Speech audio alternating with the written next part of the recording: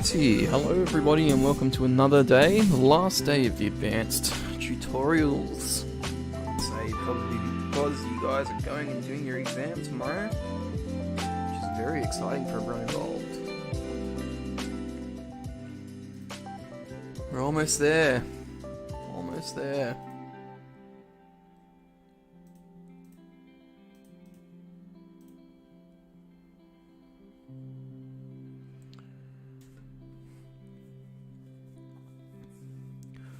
So close to the end, yet so far. Big exam too, 3 hours. Oof.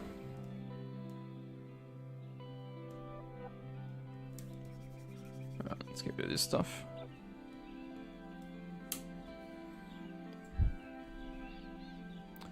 Alrighty, so whilst we wait for some questions to come in, we will have a look at a single one.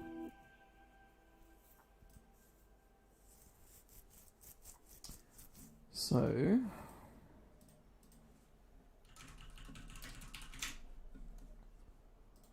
give me 1 second, I'll pull up a question. What do we feel like doing one on?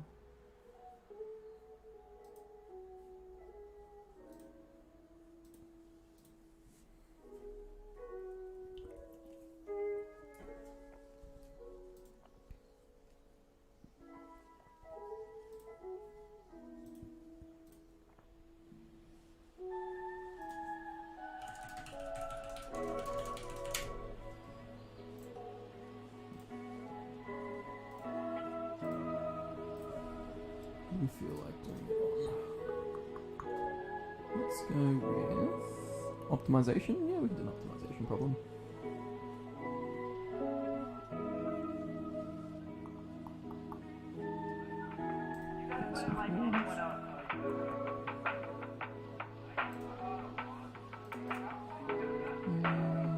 Calculus, applications of calculus.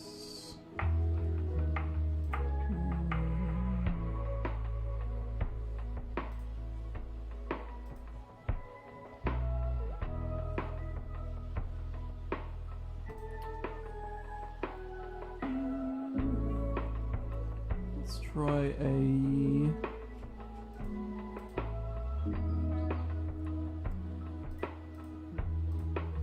trigonometry. No.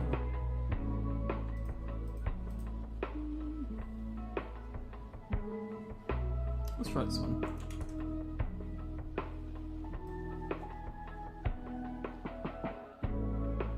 Okay, so it's a 3-parter.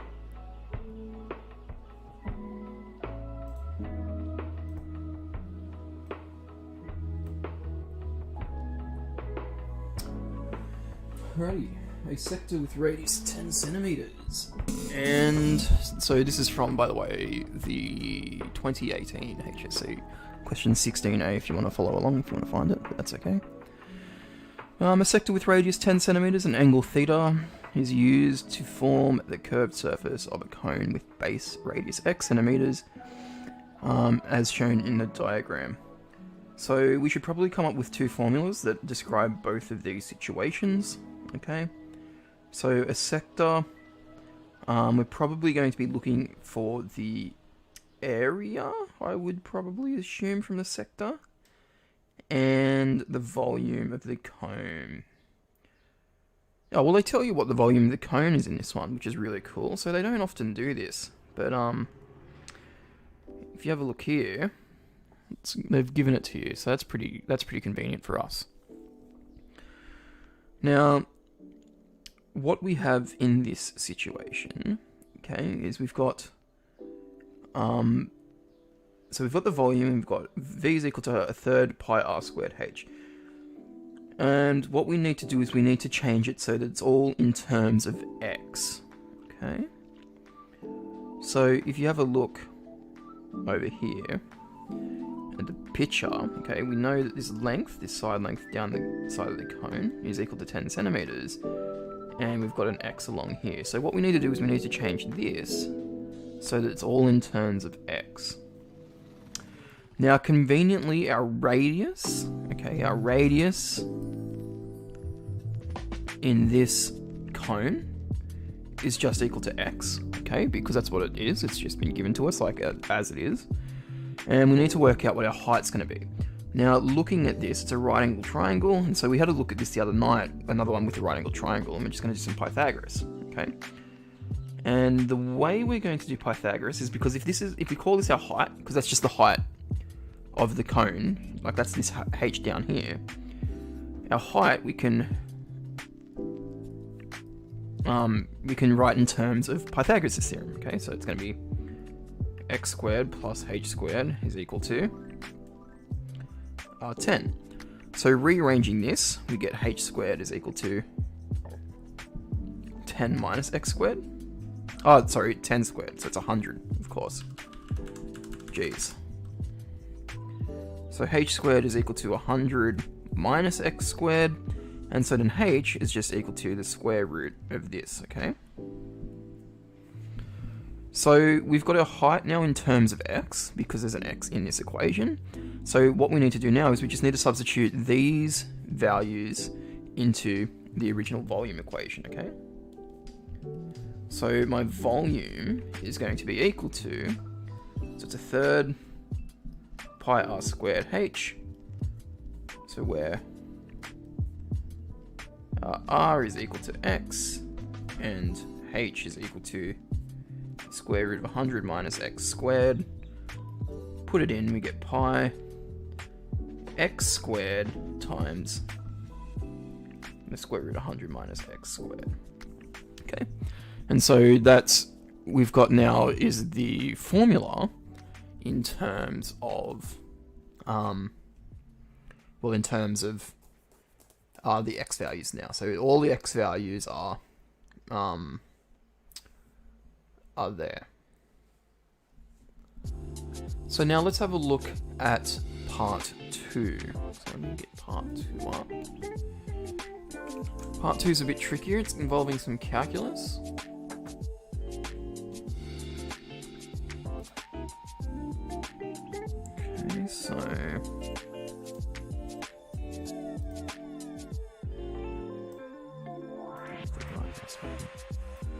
Okay, so let's put in part 2.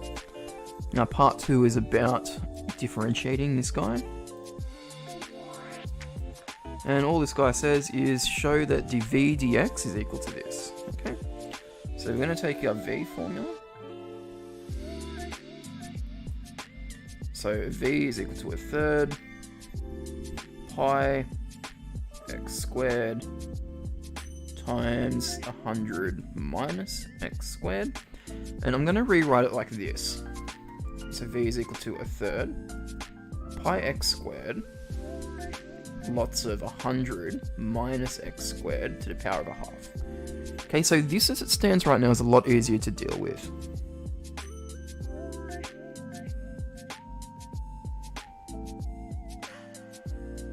Okay, so this is a this is now what we've got. Okay, so in terms of x squared, so what we've done is we've changed 100 minus x squared to the power of a half. Okay, because as a third can be written as a power of a half, and it's going to be a lot easier to deal with. Now, what we've got here now is two functions being multiplied together. Okay, so x squared and 100 minus x squared to the power of a half. So when we go to differentiate this thing, I'm going to rewrite this as like this, okay, because I don't want to worry about the third and the pi just to begin with. Okay, I only care about these things for now. Okay, so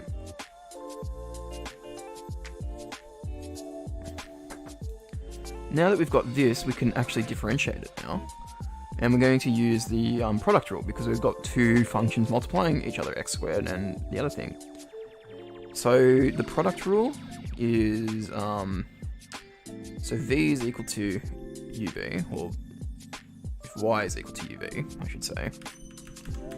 If you've got some function that's equal to u times v, then, or like, you know, where u and v are some functions of x, then the derivative is just going to be u v dash plus v u dash. So we need to know what u and v are. and then they're separate derivatives. So if u is x squared, let's call v 100 minus x squared to the power of a half. Then u dash is equal to 2x, and v dash is equal to. Okay, so to differentiate this, half is coming down the front, so we bring the power down. And then the derivative of the inside, which is negative 2x. And then we multiply this by the original function, 1 less than the original power, so negative a half. So v dash is going to be equal to negative x 100 minus x squared to the power of negative a half. Okay. Now putting this into dv dx. Okay, so what we said is dy dx, whatever, the function with respect to x is just u v dash plus v u dash. So u v dash, so x squared times this thing here, so that's just going to become negative x cubed 100 minus x squared to the power of negative a half. And our other bit, our other side, so we're going to be adding v u dash, which is 2x lots of 100 minus x squared to the power of a half, like this. Okay. So now we need to put this big thing all together. Okay, so it's really big and gross. I'm just going to make sure I've done this bit right. So v u dash, or u v dash.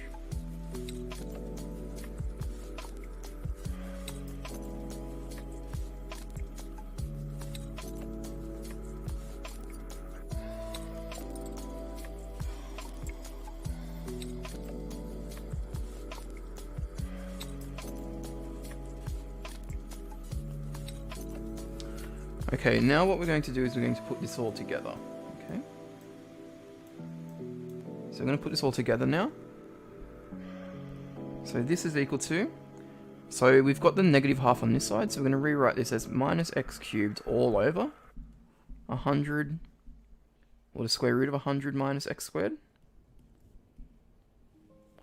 plus, and then this side is just 2x times the square root of 100 minus x squared.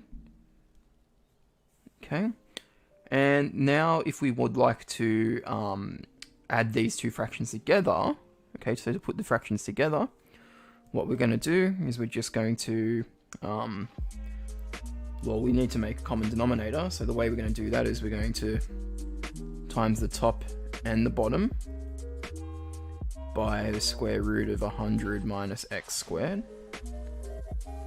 Okay, so then we have the same denominators. So that's going to give us, if we do that, minus x cubed over the square root of 100 minus x squared, plus, now putting this together, it's going to be 2x. Now the square roots, like, so if we've got the two same square roots going together, then the square roots are just going to cancel out. So it's going to leave us this 100 minus x squared over the square root of 100 minus x squared. Okay. And then from here, we can expand the right-hand side and then put them all over the same fraction. So expand the right-hand side, we get 200x minus 2x cubed all over, okay, because they're the same denominators. It's going to be embarrassing if I get this wrong, but I think we're on the right track. So minus x cubed to take away 2x cubed is negative 3x cubed over the square root of 100 minus x squared, which I think is, oh, and then also because I left a bit out from the beginning, because we took this factor of a third pi out, okay, there should be a third pi at the front, which is not going to give us what we need. Why is that? Have I done something wrong?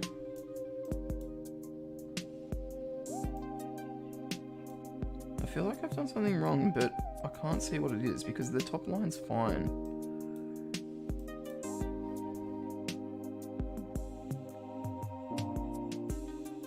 Square root of 100. So it's 2x times this, which is fine.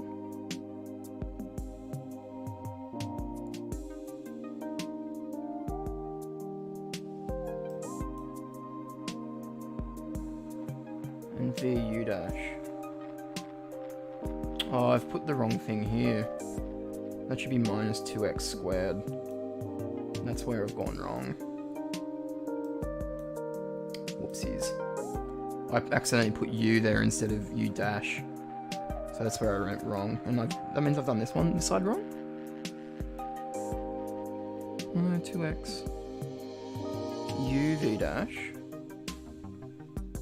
So u v dash.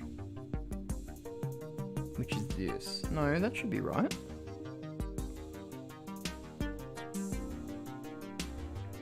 Missing the 200 times in the last part.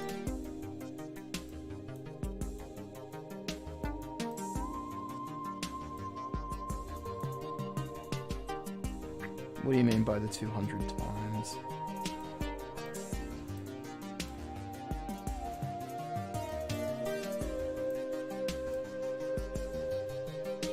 Because we've got the 200x here. Oh, on the top you mean, up here, yeah. But the issue is though, it's not that, that's not what we're after. Minus 3x squared, because it's...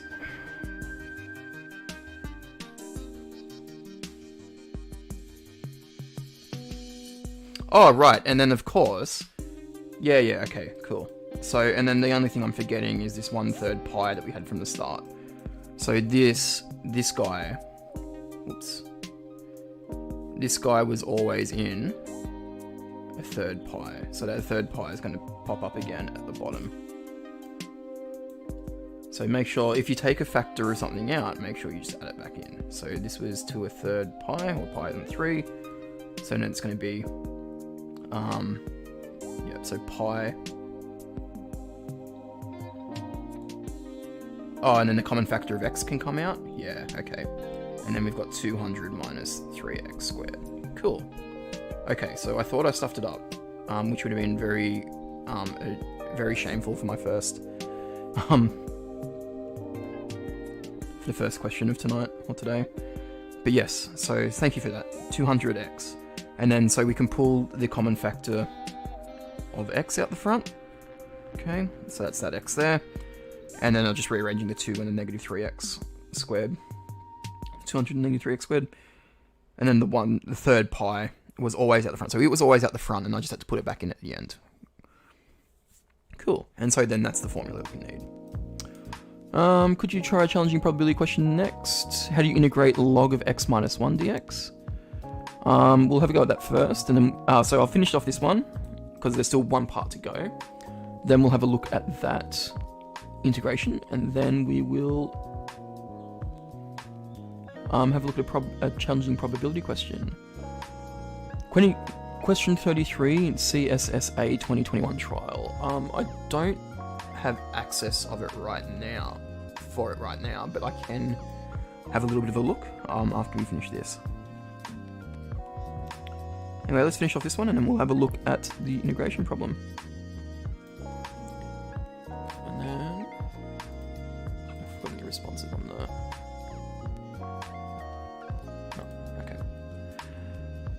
Alright, so last part for this problem. So if we go back and have a look, the original problem was involving a cone and then a sector. So we haven't actually touched this sector yet. So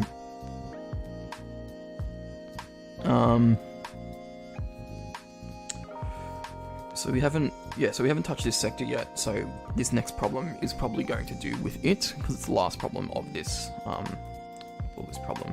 It's the last problem. What do you think is more helpful for studying for the Maths Advanced course tomorrow? Doing HSC past papers or other schools' trials? If you've already done the 2020 past paper, then other schools' trials, and other schools' trials tend to be a bit harder too, than the actual HSC papers themselves, so you'll probably put yourself in the best foot if you practice those. So my suggestion would be to do past HSC trials, or trials from other schools. So 2021 trials, if you can find them.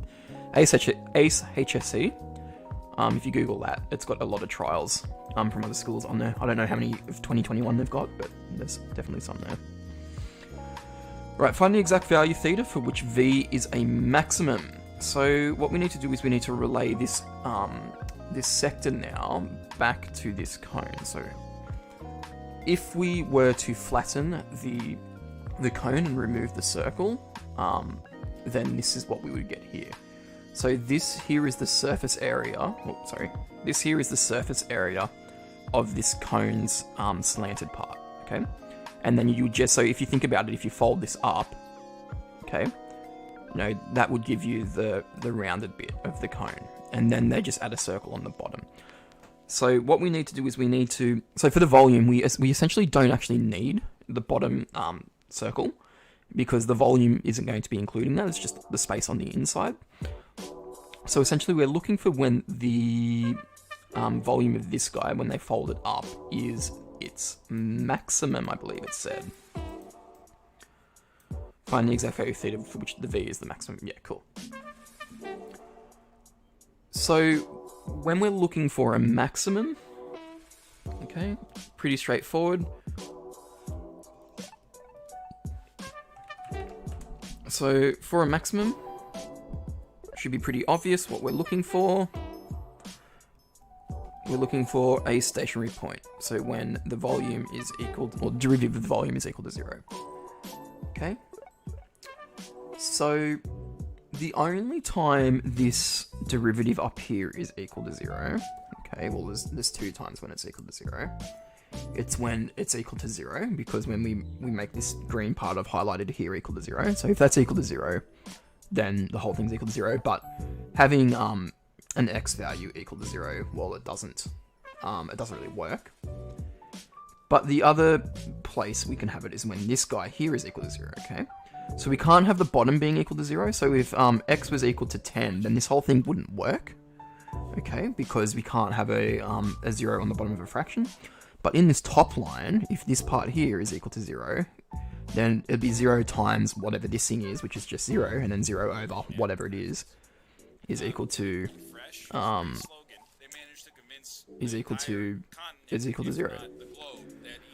After this question, could you go question 8 and 9 of the 2020 Maths Advanced HSC paper? There's a bit of a lineup at the moment of questions, but I can definitely add that to the list. So just stick around and I'll go through it shortly. I'll be on for quite a bit today too. I'm going to go to like 4, 4:30, 5 o'clock, depending on how I feel, by the time we get to that point. Alright, so this guy here needs to be equal to 0. So 200 minus 3x squared needs to be equal to 0.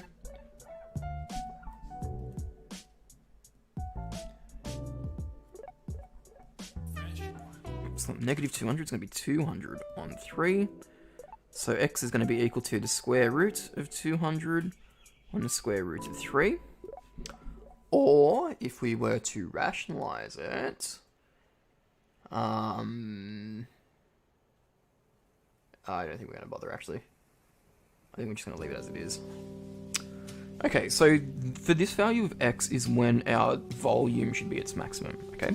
Now, the issue is, with what we've got now, is we've got the maximum for when the radius is the biggest length, okay?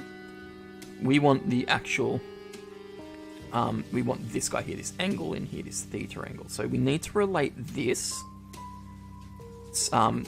this cone here, back to this surface area somehow. But before we do that, we need to show that this is actually a maximum and not just a... Oh no, well it's the only 1 point, so I think we're pretty confident it's going to be a maximum. because the other value was 0, and 0 is not going to be the it's not going to be the point that we want, because if the length is 0, then the whole thing's volume is 0, so that'd be a bit weird. Anyway, so what we need to know is when this thing down here is going to be equals what the value of the theta is going to be, right? Because we know what the x value is. We know what this x value, the radius, is in here. Okay. Now you've got to remember too, this guy here, okay, this radius of 10 here is the slant height of this shape here. Okay. So it's not a direct x comes across and x is the length along here. That's not the case in this particular case. So what we need to do is we need to, as I was saying, relate these two guys in some way.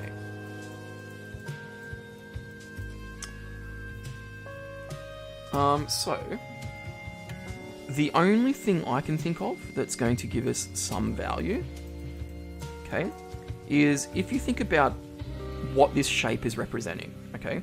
So as I was saying before, when we fold this guy up, this becomes our cone. And, the height, well, the slant length here is the 10, okay? But think about what the circumference is of the, this cone here. I was going to say cylinder, of this cone. Think about what the circumference of this cone is, okay?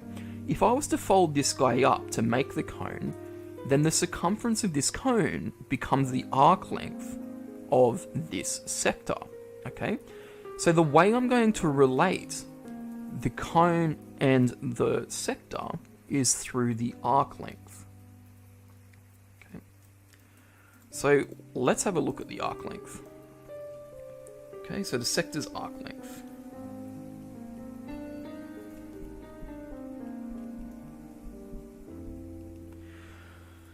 Now, the arc length is just equal to 2 pi r, so it's the circumference of the circle times the angle out of 360 degrees, or because we don't want to introduce a second variable, if we change 360 degrees into radians, then that is just 2 pi, okay? Which is really convenient because we can cancel some stuff out.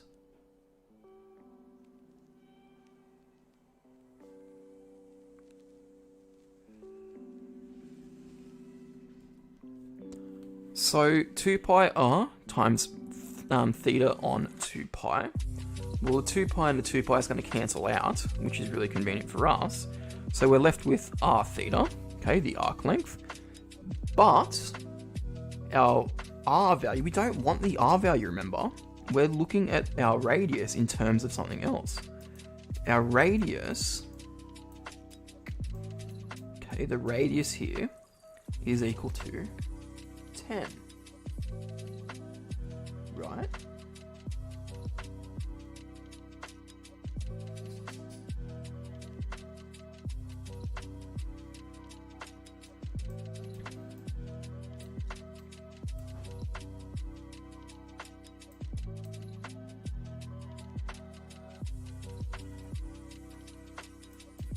Okay. So the sector's arc length, is going to be 10 lots of theta, okay? Because it's just the radius of the sector times by theta. Okay, so now if we come back and have a look at how we can relate the arc length back to the circumference of this, well, remember we're trying to relate these two guys. So the circumference of this cylinder is just the circumference formula. It's 2 pi r, where our radius in this case is equal to x. So the circumference of the cone, or the cone's circle, you know what I mean, 2 pi r, where r is equal to x, the radius is equal to x, so it's equal to 2 pi x. Now remember, these two things are related by the arc length and the circumference. Remember, this circumference down here is the same as this arc length here, because if we were to fold this sector up, we would get the same circumference as the arc length. So what we can say at this point, right, is that these two guys, here and here, these two guys are related to each other. And in fact, they're exactly related to each other. So we can say that 10 theta is equal to 2 pi times x. Okay, now remember, we're looking for the value where theta is the maximum, or what angle makes theta the maximum. So when we unfold this cone, what angle of the sector of the cone makes the volume the maximum, okay? Now we've already found the value for x, which our maximum occurs, which was this guy up here. So what we need to do now is we just need to take this guy. So we just need to take this guy here and substitute him in terms of x down here. And once we rearrange this, this will give us our value for theta, which gives us the solution that we want. So 10 theta is equal to 2 pi times, won't worry about putting the times there actually, 2 pi, and it's going to be 200 on 3. Remember, that's just the same as the square root of 200 on the square root of 3. And so then theta is just equal to 2 pi over 10. And so we're going to get the trusty Casio out, and the Casio is going to help us. I didn't want to actually look up Casio. I'm going to get the trusty Casio out, and it's going to help us find what the solution is. So if I just move this across, let's put it in. We get 2 pi.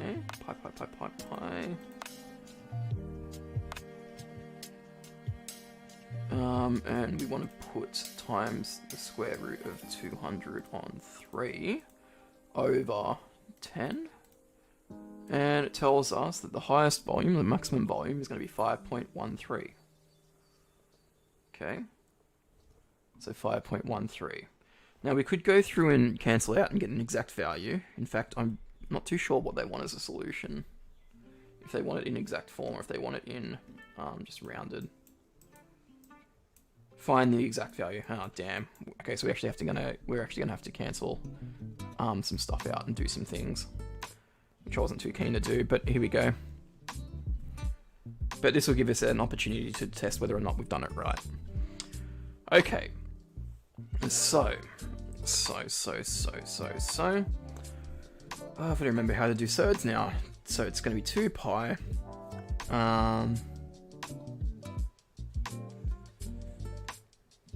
Square root of 200 is the same as the square root of 100 times the square root of 2 on the square root of 3 all over 10. So it's going to be the same as 2 pi times 10 root 2 over 10 root 3. And then the 10's cancel, and so we've got 2 pi root 2 on root 3. Or 2 root 2 pi on root 3. Or, if you like rationalizing the denominator, 2 root 6 pi on 3. Okay, so I'm just going to have a quick break for a sec. I just need to go do something really quickly, and I'll be back. So enjoy the tunes, and I'll be back shortly, and we'll continue on with the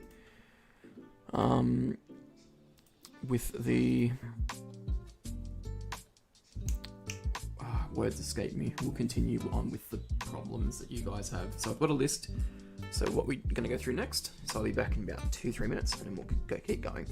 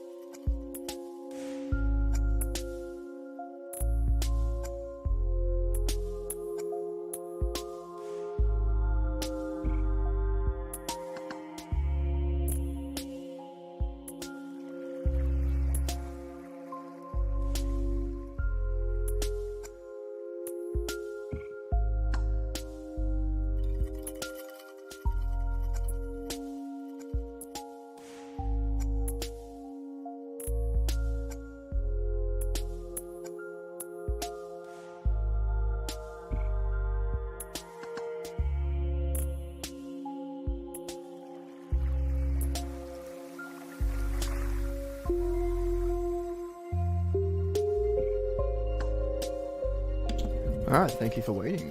We're going to continue on and doing some more questions. And get you guys some good marks, eh? Or help get you guys some good marks. Okay, so the next question I've got on the list is how to integrate a particular nasty boy. Particular nasty boy. How to integrate? Oh, I was thinking of differentiate. How do you integrate log of x minus 1? Oh.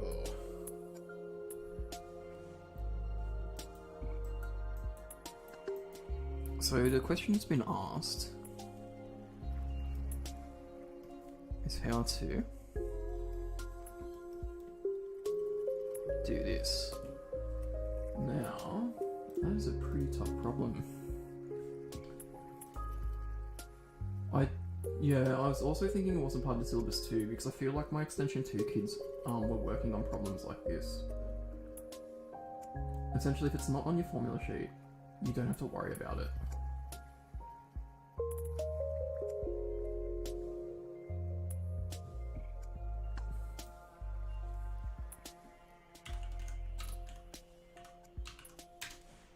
I'm gonna have a quick look on Wolfram though. By the way, Wolfram Alpha. I mean, I know it's a bit late now, but Wolfram Alpha, best website.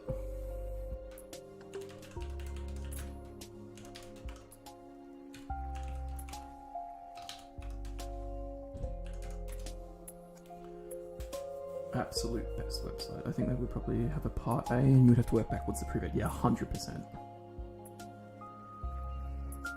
Christ, it makes the vehicles. Yeah, no, so for something like that, they'd probably give you, like, part A, like, to differentiate something that turns into some form of ln of x minus 1. And then that way, so it might, like, you know, they might give you a function that will turn out to be, oh, look, you differentiated it and you got 4 lots of log of x minus 1. And then so when you go backwards, it's just a quarter of what you did. Now, I know they ask those questions quite a bit, but for the actual logarithm of x minus 1, it's not nice. It was question 22 of the ACE problem. Really? Okay, let's have a quick look.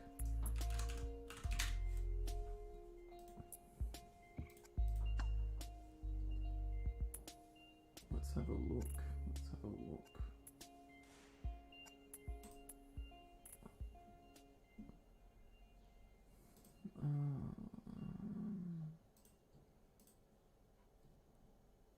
Question 22b. Yeah, okay. That's curious. I wonder what question 22a was. New 2021? Oh, let's see how it's like. Someone was asking about that.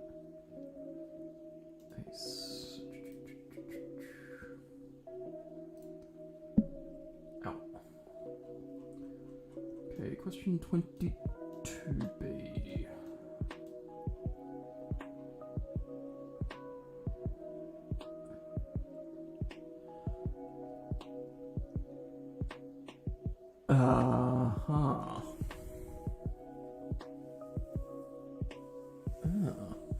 Yeah, okay, so they've definitely got it in there, but there was a part you're missing out. So I'll pull up the whole question so everyone can have a look. So this is definitely in the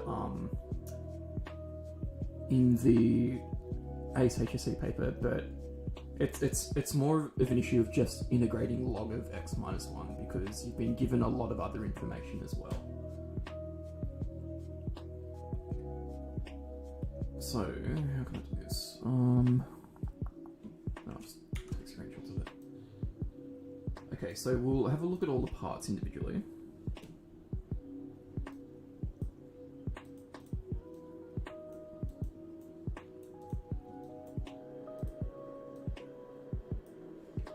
Don't need that, but what we're going to do is we're going to paste this in. So the original question for 22 is this. Okay, so we've got a continuous function y is equal to f of x defined in the domain -4 to 5. So this is the function. So they actually tell you what this function is. The function consists of a line segment, a quarter of a circle, centered at 0, 0. Okay, so here's the line segment. Here's the quarter circle at 0, 0. With raised to a logarithmic function, f of x is equal to ln of x minus 1 in the domain 2 to 5. So they're actually telling you what this function is, okay? Now, part A of this problem,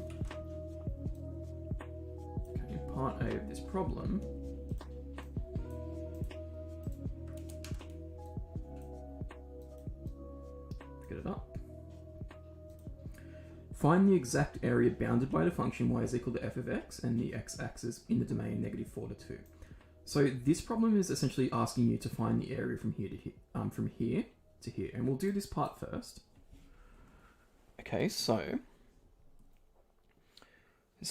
what we've got here is, if you have a look, so when you're integrating, remember you're just finding the area between the curve and the x-axis. So this guy here, right, this guy here is just, well, it's just a triangle, yeah? So from -4 to 0 of f of x dx is just a triangle, plus from 0 to 2 of f of x dx, this guy here is just a it's just a quarter of a circle. Okay, so what we can do is we can actually just work out what these guys are by using their formulas. Okay, so now we're looking for an area, so it's going to be the positive values, by the way. So from 0 to 4, so half BH plus a quarter pi r squared.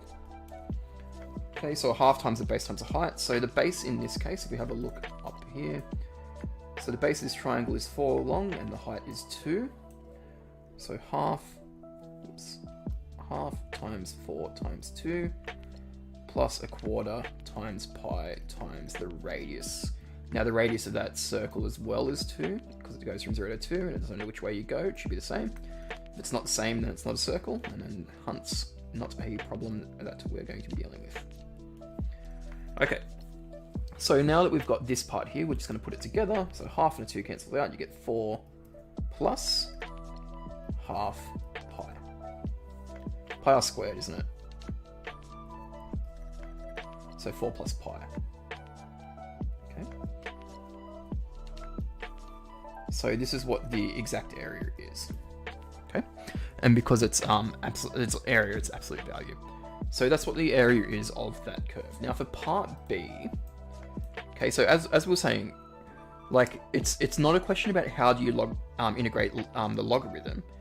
It's how do you integrate, or how do you find an area from the original function that they've given you in the question. Okay, so you don't actually need to know how to integrate the logarithm because you're using the function that they've drawn for you.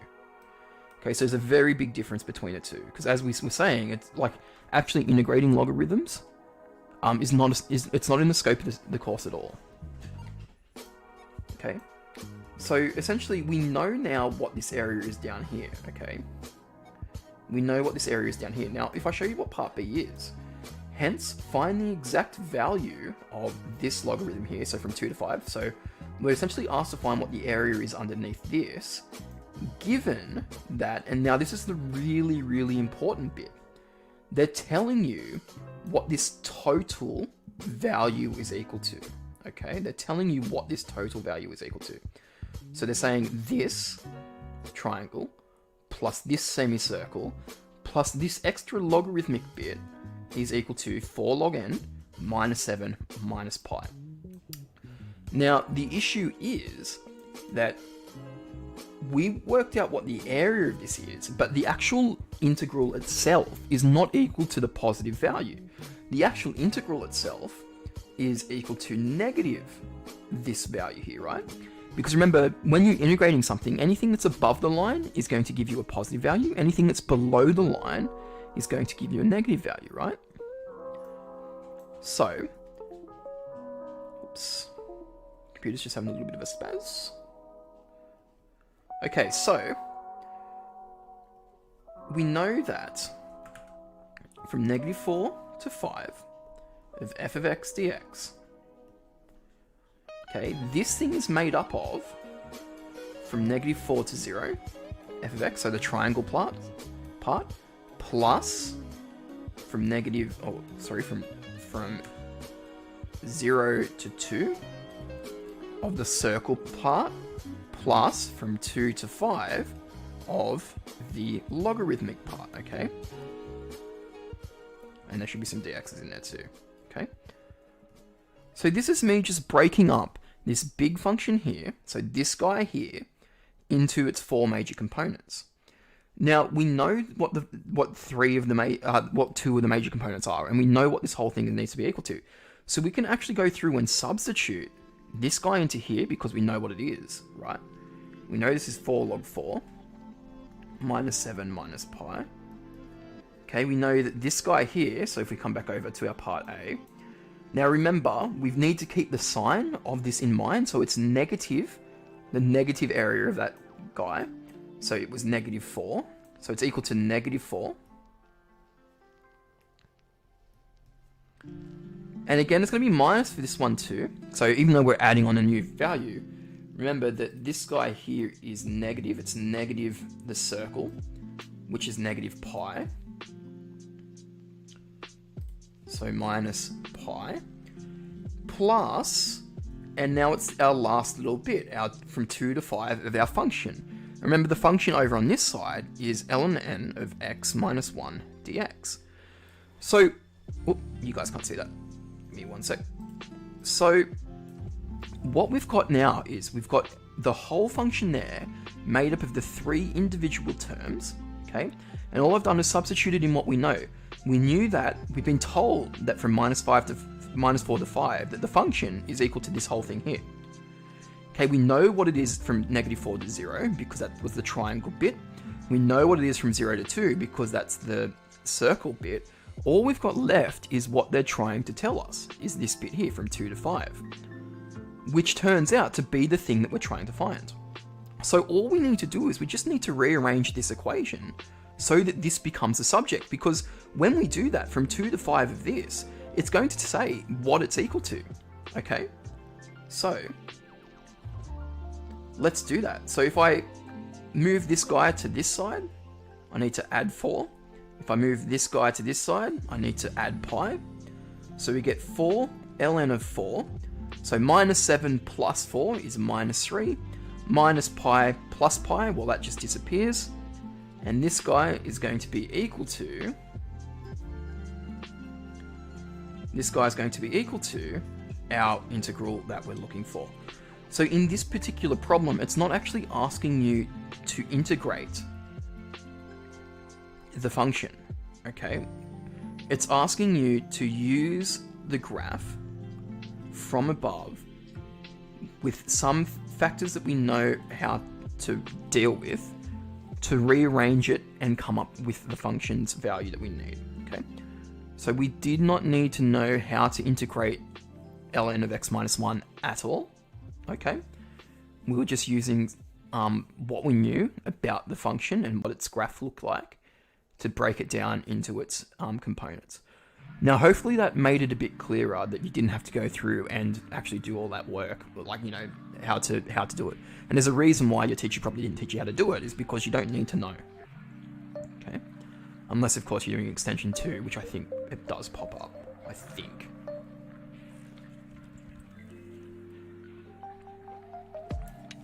Cool, not a problem. I'm glad that it helped.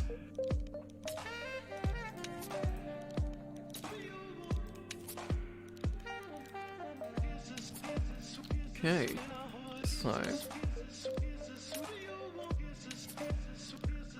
what did we have next? So that was the integrate one. Can you do a challenging probability question next, please? I can. Let's do a challenging probability question.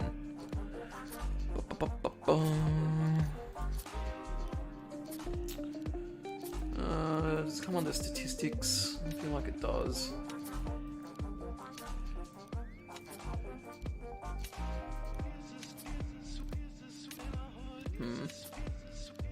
My website where I grab HSC questions from is not wanting to give me some probability problems. Ah, here we go. Now, do you want... I wonder if he's still here.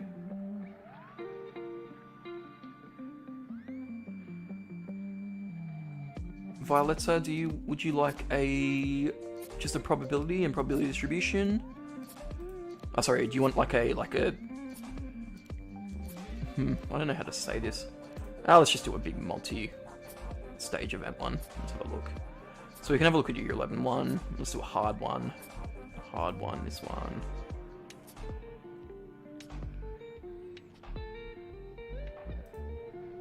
What's discrete probability? Oh, that. We might do one of each. We might do this one and we might do a discrete. What is there any particular type of probability question you want to do? Do you want to do like a multi-stage variable one, or do you want to do like a discrete probability distribution, or a probability density function? Which one did you have in mind? What type? Venn diagram? Perfect. We can definitely do one of those. If I can find one.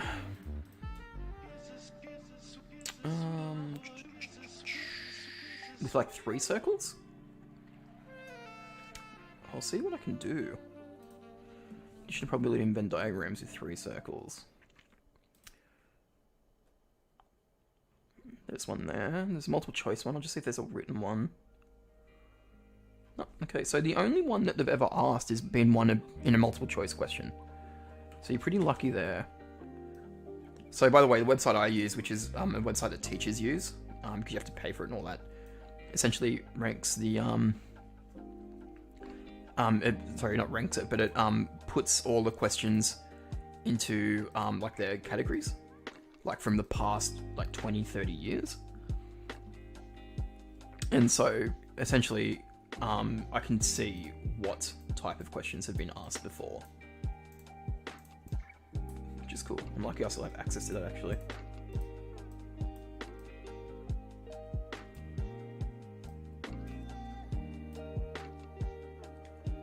Okay, so this is the only one that's actually been asked, which is really convenient. Well, convenient?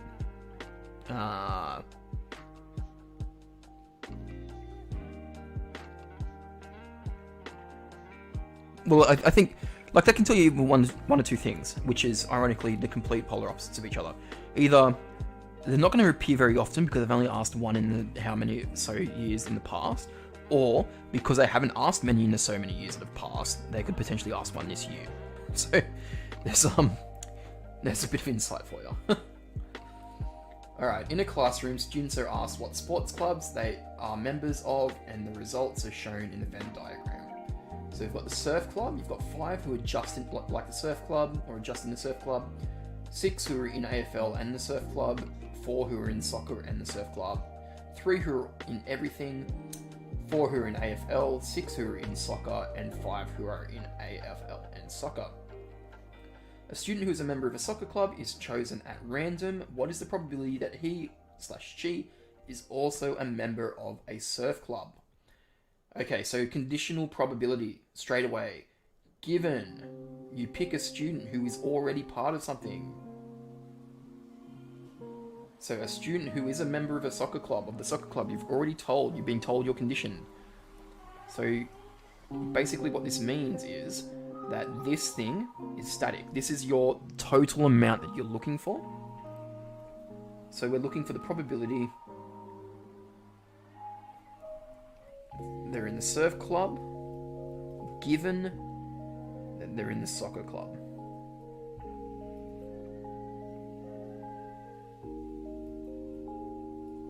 Okay.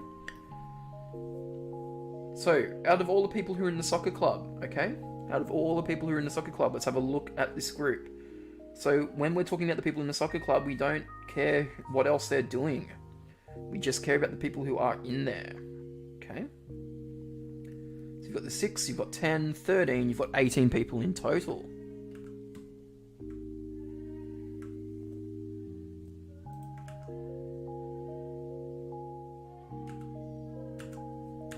So, a total amount of people who are in the soccer club is 18.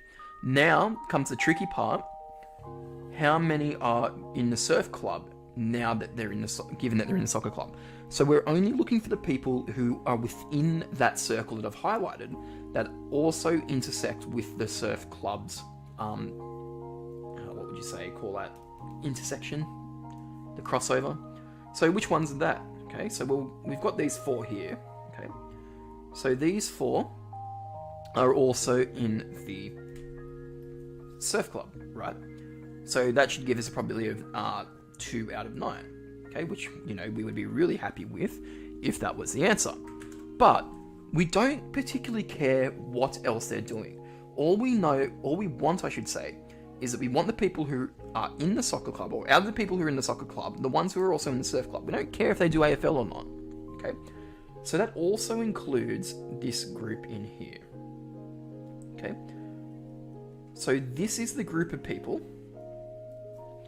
who are in the surf club, who can be picked from the surf club, who are also in the soccer club.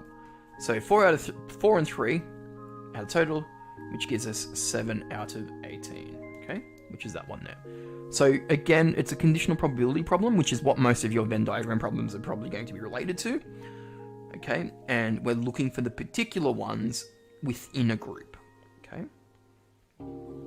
Now, I know that one wasn't particularly too hard, but that was the main Venn diagram one. Oh, no, there's some more too. We can do another one. We'll do another tricky one.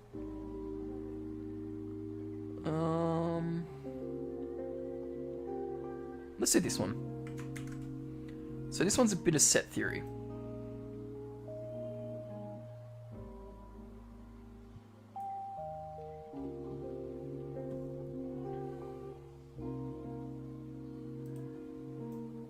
Okay, we'll do another one. Because I think there was a few people who wanted some probability questions. Okay, so we've got two events, A and B. So two events, A and B, are such that P is equal to 3/5 and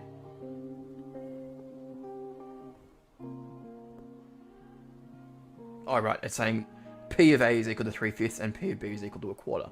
That just threw me away a bit, because typically you don't say that two values are the same, unless, you know, there's something indicating otherwise. If A dash denotes the complement, so not A, calculate P of A and B when, and then they give you some values here. Okay, so what we need to do now is we need to make some Venn diagrams that are going to help us in solving these problems, okay? So let's start off with part I. Okay, and hopefully you draw your Venn diagrams a bit better than that, because that is disgusting. Okay.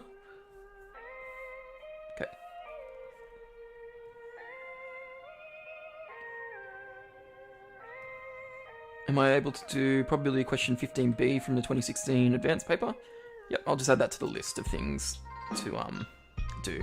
So there's a bit of a list at the moment, Tam, but we'll come back and we can do that one. Okay, so we're looking for, so we know two things. We know A and B are equal to certain things. And you can actually do this in a two-way table as well. And I would recommend in a lot of cases too, a two-way table is going to come in handy. So A, not A, B, not B. How do you prove that two events are independent? How do you prove that two events are independent? If two events are independent, then they should have no crossover. So there's a formula which we're actually going to be using for this particular one. I'll write it up here.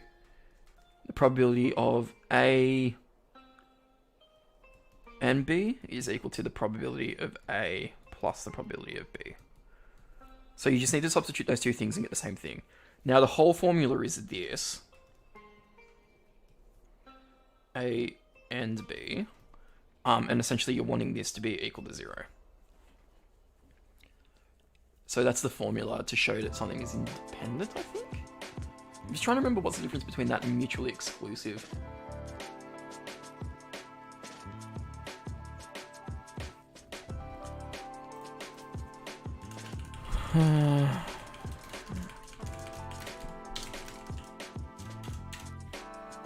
What does the A dash mean again? The A dash means like the complement. So like so if, 3/5 of something is, so say like, the probability of it's raining is 3/5, then the complement saying, like the opposite, so the chance it's not going to rain is 2/5. It's like the complete opposite.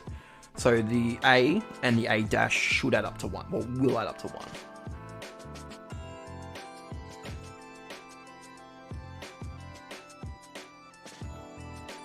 Yeah, so that's the formula for independence. Mutually exclusive just means that they don't occur at the same time. That's okay, Rachel.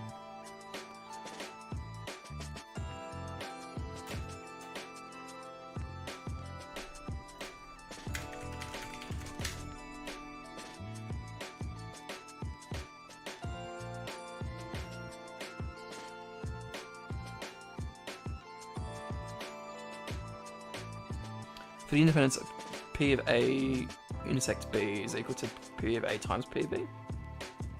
Oh, so I've got it around the wrong way. So this one's the mutually exclusive one, and then the other one is the independent.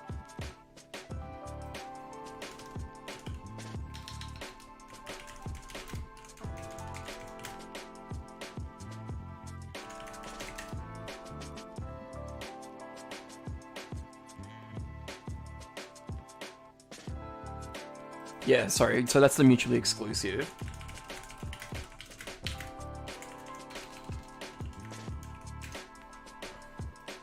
Yeah, and okay.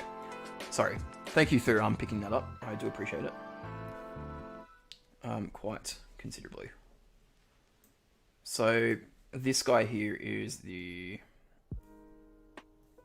get rid of this. So if you want to prove that two things are mutually exclusive, then you use this formula, and then for independent, you want to go, intersection is this one,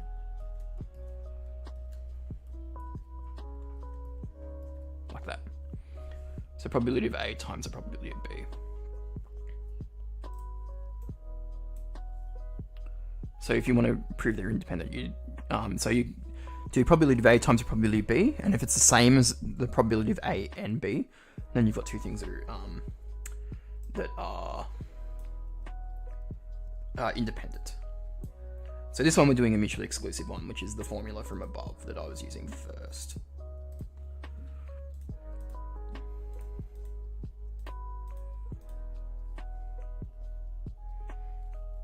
Anyway, let's have a look at part A. We'll continue with this one. So two events A and B such that P is 3/5 and so P of A is 3/5 and P of B is a quarter. So I'm also going to be doing a two-way table for this one as well, just because I find two-way tables a bit easier than Venn diagrams when you've been given information like this. So the probability of A, so it's talking about all of A, right? So it's saying it's 3 out of 5. Which is, that's not where A is, that's where B is. So the probability of B is a quarter, so we're putting a quarter, regardless of what happens with A. We just know that B is going to be a quarter. And the same with A. So if A is 3/5, okay, if B occurs or if B doesn't occur, we don't care. Just the probability of A itself is 3/5, okay? Now we know that this has to add up to 1, which is very convenient. And from here we can work out, we can work backwards. To work out what some other value is going to be. So like, for example, we know this is going to be 3/4 and we know this is going to be 2/5. So the probability of A not occurring is going to be 2/5 and the probability of B not occurring, regardless of what A is going to be 3/4. Now, if A dash denotes the complement of A, calculate P of A dash intersection B when the probability of A or B is equal to 3/4. So this is where this formula comes in handy, okay? Because we know what P of A is, we know what P of B is, and we've been told what the union of the two is, okay, we can just substitute these values in and rearrange it to give us what P of A and B is. Now, the only issue is that we want to know what P of A dash is, okay?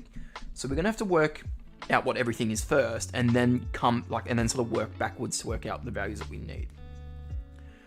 So looking at this Venn diagram here, okay, the probability of A... Oh, hang on. Yeah, so the probability of A or B, we've been told, is 3/4. So this is A union B. So this is where they cross over. So if I go back up to my two-way table, I can put that one in here. So this is for this particular question, okay? So not in, not overall, but this guy here is equal to 3/4, okay? Now, if we were to, well, now we can work backwards and in our two-way table and work out what these other three boxes are, because we know what each thing is, okay? Well, we should be able to work out what each thing is, I should say. So if the intersection is 3/4, that doesn't actually make sense with what I've drawn. If the union, the intersection, no, it's the union, isn't it? Oh, so it's when they're all added together. So that's the intersection. A intersection B is that corner there. So the union of A and B would be this guy here and this guy here. So like all of these three would add up to 3/4, okay? Now the issue is when you do that is you're including this number twice. So this is where the Venn diagram comes in handy, okay? So let's use this formula, P of A or B is equal to, because what this is going to do is this is going to help us work out what the intersection is going to be. So we're trying to work out what this guy is here by using this formula. Because if we think back to our Venn diagram, okay, the probability of not A intersecting with B, well, whereabouts in our Venn diagram is that, okay? So our intersection is where we want, and this is actually a way I teach my Year 10 classes and my Year 9 classes to approach these set theory problems, okay? So let me just get rid of this for a sec. If we have a look at the two things that we're looking for not A and we're looking for B. So if I do quick two little sketches over this side, okay? So what would the probability, I just want to know what the probability of not A would be. So what are the things that aren't including, well, we're not including in A. So if we're not including A, that means we're circling or we're coloring in everything outside of A. So that would be this guy here. And it's also the outside bit too, because remember, you've got to include that as well. Okay. So if I'm talking about not A, I'm talking about nothing that involves the circle of A. And for the probability of B, okay, so if I was to do the same thing for this one, the probability of B, okay, so whereabouts is everything to do with the probability of B? Well, the probability of B is this circle here, plus the part that's intersected as well, because I'm only caring about, for this particular situation, the probability of B. Now, to combine these two, the probability of not A intersection B is talking about when these two guys, or the parts of this thing, have in common, okay? So what do these two things have in common is essentially what intersection means. So intersection, what is in common? So if I was to draw the Venn diagram for this thing, okay, what these guys have in common is, and if you have a look, the only thing that these two things have in common is this guy here. So what we're trying to do, this whole question is us just trying to find what this problem is here, like what this crescent part is in here. Okay. So coming back to the original part, so up here, we've been told that the union of these two guys, so A, the middle bit, and B, is equal to 3/4, okay? We know that this guy here is 3/5. We know that this guy here is 1/4. We know what the combination of the two is. Now, if we can work out what this guy is, okay, in the middle, then all we need to do is take that away from B, and that's going to give us what this crescent is, what the crescent is left over. Okay. So again, I'll write out this formula: P of A intersection or union B is equal to probability of A plus the probability of B minus the intersection of the two.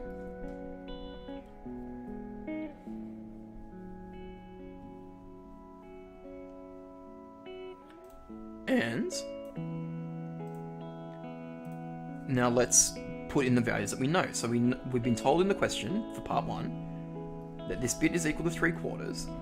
We've been told in the original question that A is equal to 3/5, B is equal to 1/4, and we don't know what this is. Remember, we're trying to find what this bit is, this P of A and B, and then I'll pop it on there.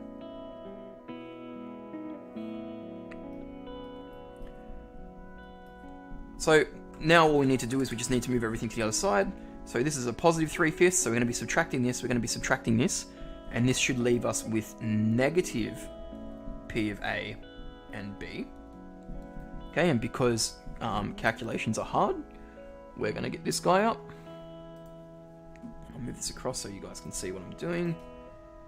So we're moving 3/5 and 1/4 across to the left-hand side, so they're positive, we're going to have to subtract them. So 3/1/4 minus 3/5 minus 1/4 gives us negative 1/10. Okay. So that doesn't make sense in the terms of probability, but remember, this is the negative probability of this occurring. So the positive probability of this guy occurring is going to be the positive value, so 1/10. Okay.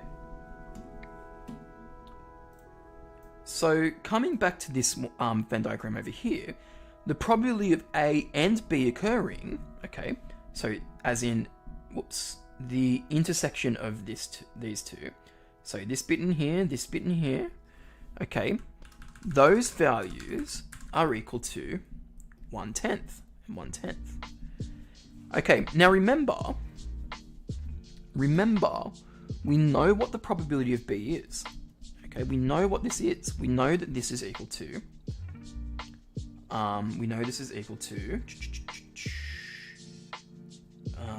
from the original question, it's equal to 1/4. So this bit is equal to, so this whole circle here is equal to 1/4.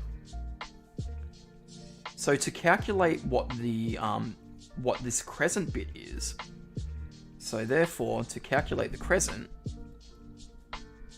or just B, I'm going to put that in commas, it's 1/4, well, I should say it's the probability of just B plus the probability of the intersection 1/10, and that's going to be equal to 1/4. Okay, and so finally,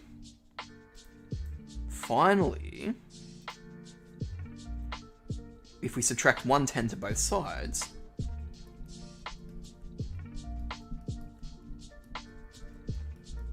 okay, this should give us the probability that we're looking for. So if I add 1/4 to my calculator, and that gives us 3/20. Okay. So this guy in here, okay, is the same as the probability of A, well, not A, intersection B, which is the same as the probability of just B, which is 3/20. Okay. So this is essentially our solution to this part. Now for part B, okay, part B is quite easy, or a bit easier, I should say. So if I come back up and have a look, so that was part A, and that one took a bit longer than I was hoping for originally, because I just wanted to explain it in a bit more depth. But for part 2, A and B are mutually exclusive. So if A and B are mutually exclusive, that means the intersection is equal to 0. Okay, so if I was to draw my picture,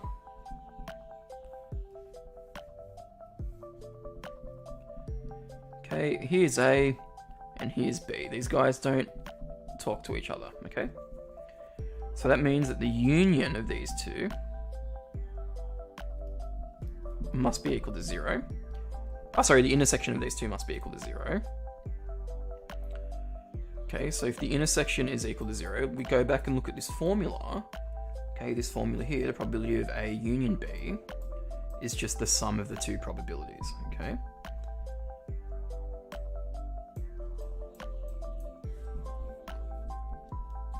So the probability of the union is equal to, what did I say? It was 3/5 plus a quarter, but we don't really need this because if we remember what we did before, because remember the question is we're trying to find what the probability of A, not A and B is. And what we said, it was the part of B that's not intersecting with A. So the part of B that's not intersecting with A, the part of B that's not intersecting with A is just all of B. So the probability of of not A intersection with B is equal to a quarter, because that's just the part of the Venn diagram where A is not intersecting with B.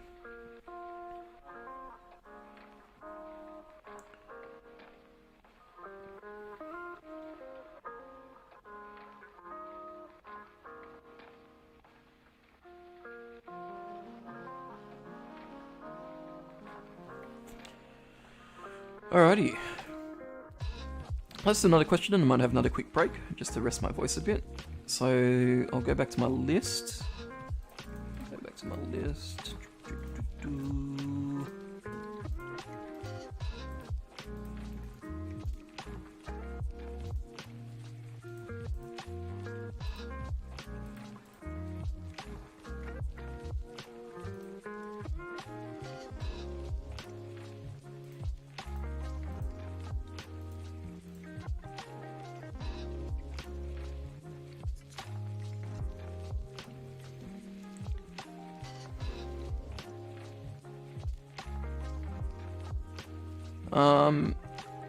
Can we do financial maths after, please?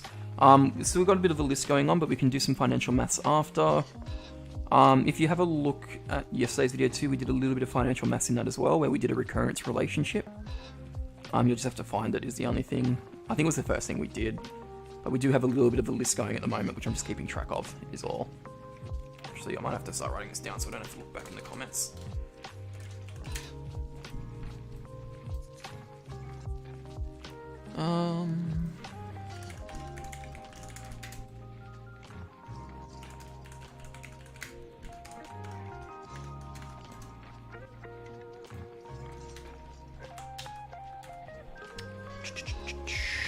So that was the probability.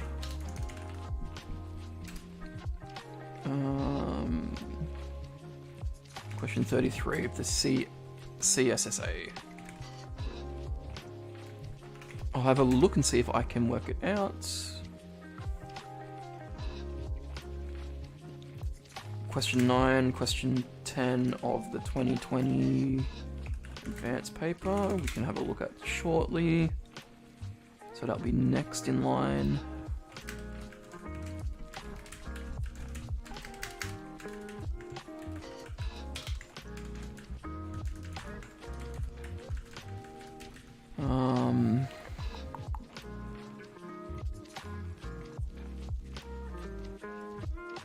That was the hard probability, wasn't it? We just did. Probability question in 15B from the 2016. We'll have a look at that shortly. Sydney Grammar 31 2021. We can have a look at shortly. Oh, that's the one that you sent the link for. Okay, so we'll have a look at that anyway.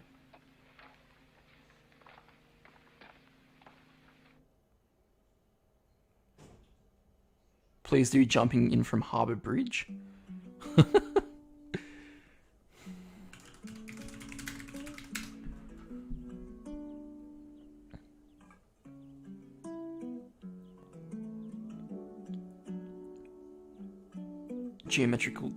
Geometric growth and decay.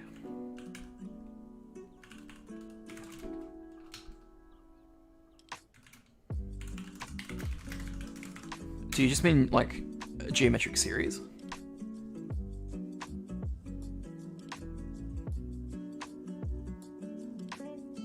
Financial maths can give me one. Do I think there would be a lot of probability distribution questions? Probably not. Yeah, shoot it through. Send it to me and I'll have a look.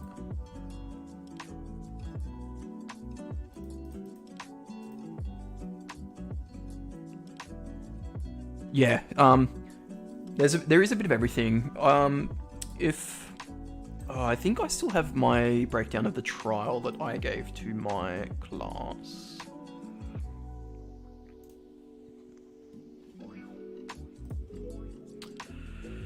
The trial I got.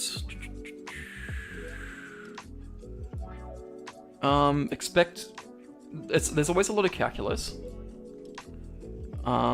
There's a few sequences, a few financial, but like the financial questions is usually like only 1 or 2, but they're just worth a lot. And trig are your main ones. Logs and exponentials, like there might be 1 question, but there's only so much they can ask you. And like if they put in 2 questions, like there's no point, because if you can do it, you can do it the first time. Yeah, so a lot of the marks come from the calculus and integration, because that's what a lot of universities are looking at, just to make sure that you can actually do those integration steps. Because if you can't integrate or differentiate, like you're going to be shut out of a lot of courses at university, which rely on you knowing that heavy calculus. Trig not as much, and the same with the financial math stuff too. Unless you're going into finance, you don't really need to know it. But anyway, nonetheless, or I digress. Motion as well, but that's in calculus too. This is just a breakdown from my trial that I gave to my class. I'm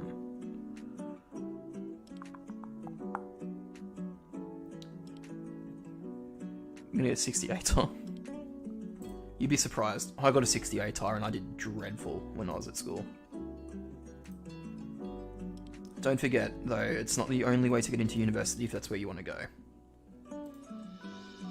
It's not the only way to get there.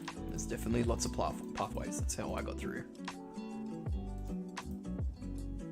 Pathways. Make sure you add it to your ATAR list.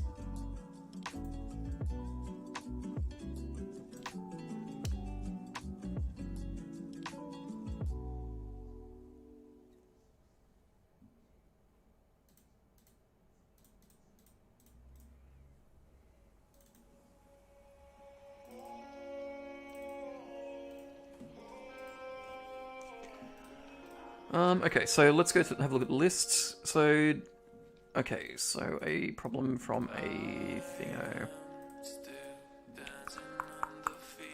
Let's see if we can find it. I might have to give it a skip though, because I don't think I'll have the CSSA one. If you get like say 50%, that's going to probably boost you up. Like you'll be surprised with what you get. And it also depends on how you went in the semester as well. Like if you did okay in a semester, you'll be surprised with the actual exam. And I'd imagine this year too, with what you guys have been through as well. They're gonna give you some extra ones. NEAP 2021, question 31. Yep, apply that to the list.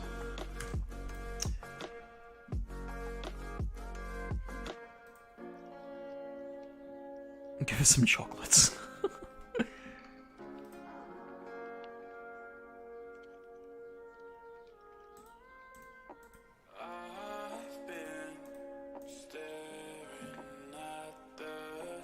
Okay, so CSSA.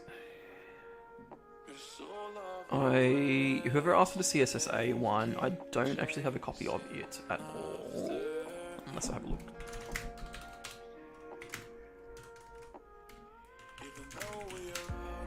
How does the ATAR and stuff work if you do well in your class assignments and tests, but not HSC?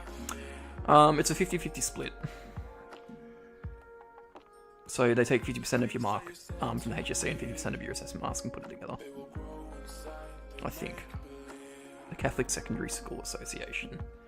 That's what I'm looking for.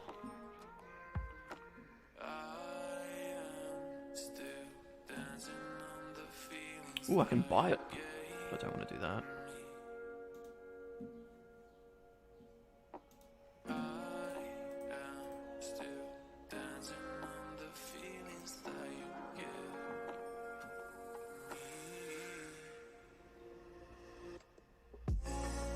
Do I need the CSSA link? Yes, Lenton, that would be fantastic if you have it.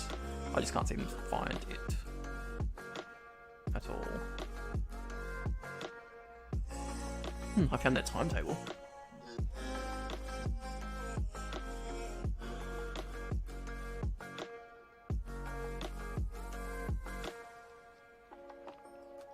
Go on Ace Notes.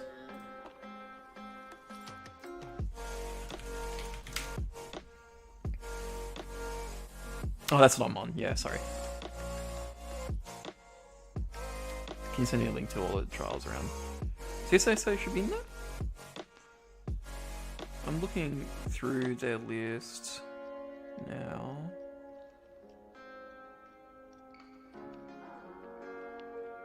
There's only the 17 on there. I think show you. Yes, I think I found it here. Can you paste the link into the chat? I can't see it is all. I'll check for you guys.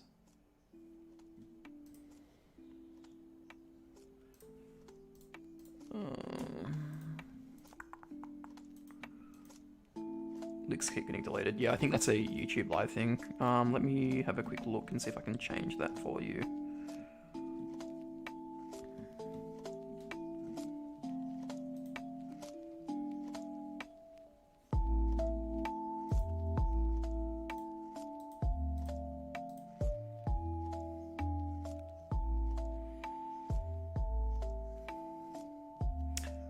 I'm going to quickly add you as a mod, Lantern. See if you can post it, then I'll click on it and then I can try posting a link now.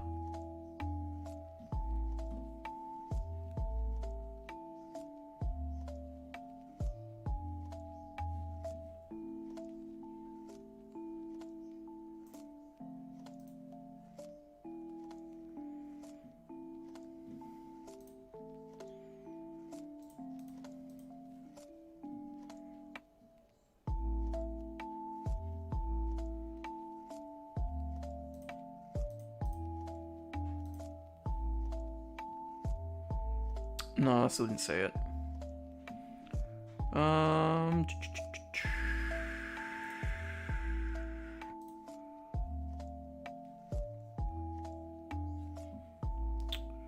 It's a shame.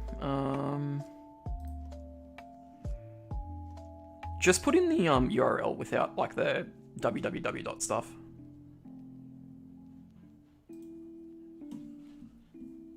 What's the URL without the www stuff? Like I'm looking on HSC and I just cannot see it.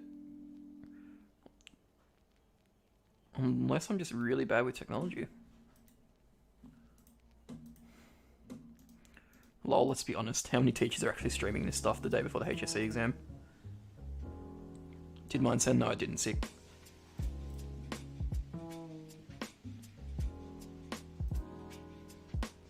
Oh, hang on. Hang on. Hang on. I think I found it.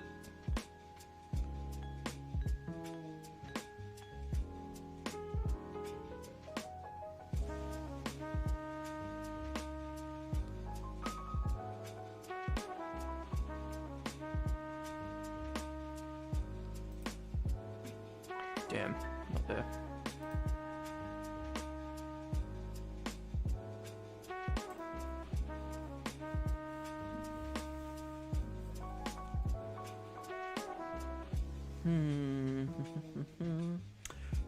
Send the link through. I've got a Google form set up. If you send it through that, I should probably be able to get it that way. In the bio of this stream, if you send it through there, it should be pretty good. I completely forgot that I had that set up.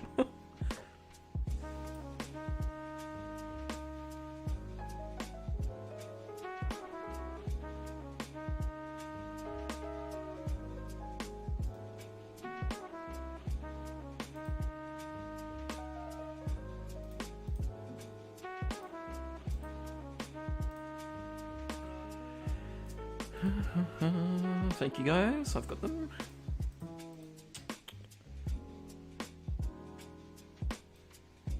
Cool, thank you very, very much.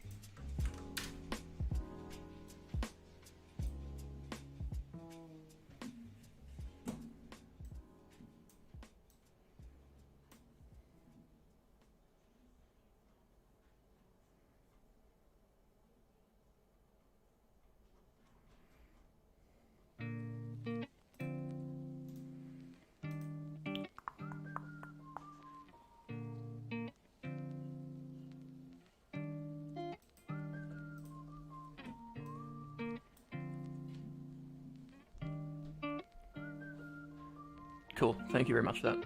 Alright, I'll pull it up now. Okay, so what did we need to look at? Question 33 is what we wanted to look at. I'm hoping it's something that's not super hard.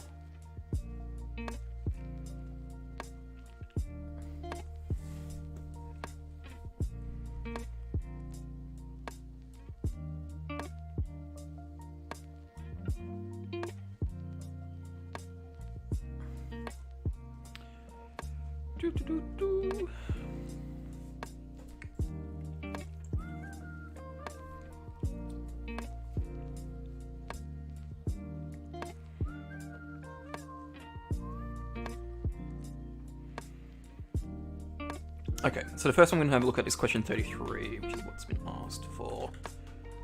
So we'll look at that first. 5 marker? Whoa. It's pretty wild.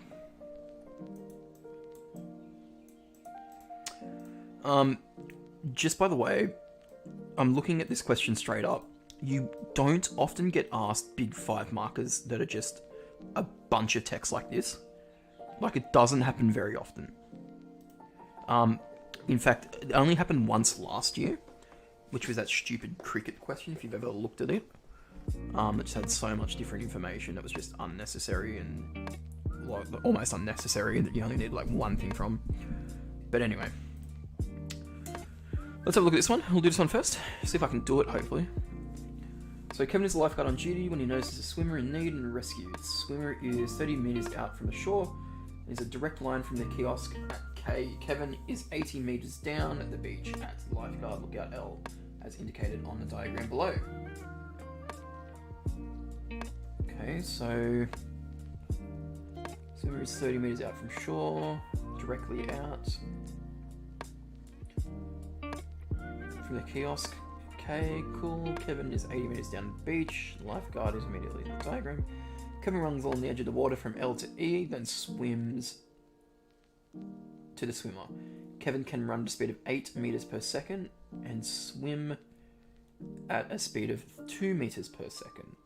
Let the distance from the kiosk K to the point of entry E into the water be X meters.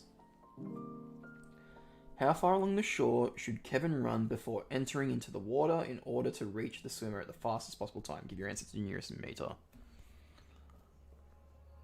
You got 0 to 5 for this question. Okay, so immediately I'm thinking, well, how far is it to this point here? Okay, so this point from along here, if he's running, it's going to be 80 minus m, 80 minus x. Okay. So to point E, it's 80 minus x. A short story. So that's the distance along there. So the time it takes him to get there is 80 on x minus 8.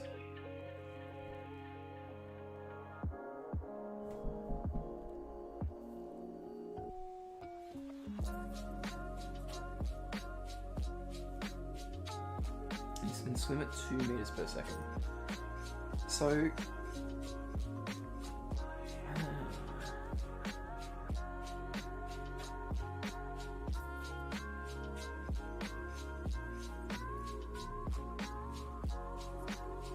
if it's 80 minus x for there, well, is this one where you're gonna have to set up 2 triangles?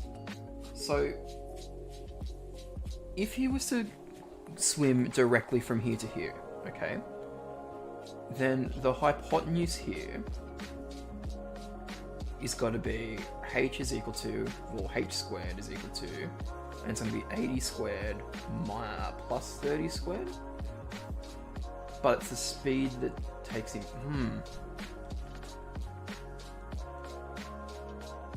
Kevin runs up the edge of the water from L to E and swims to the swimmer. Kevin can run at a speed of 8 meters per second. So you can...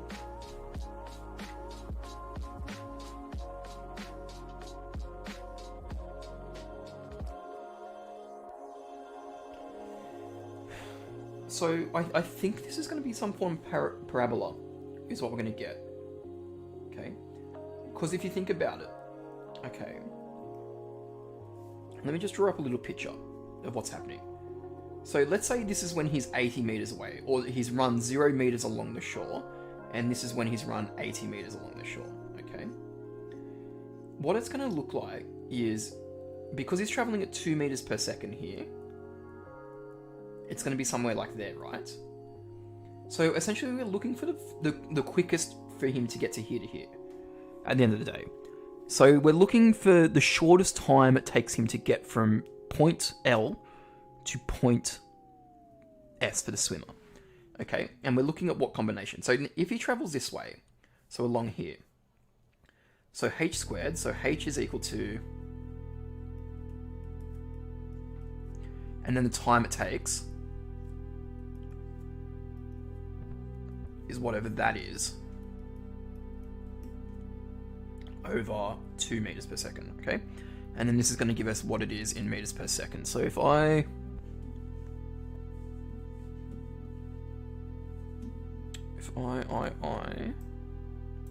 grab my calculator out really quickly.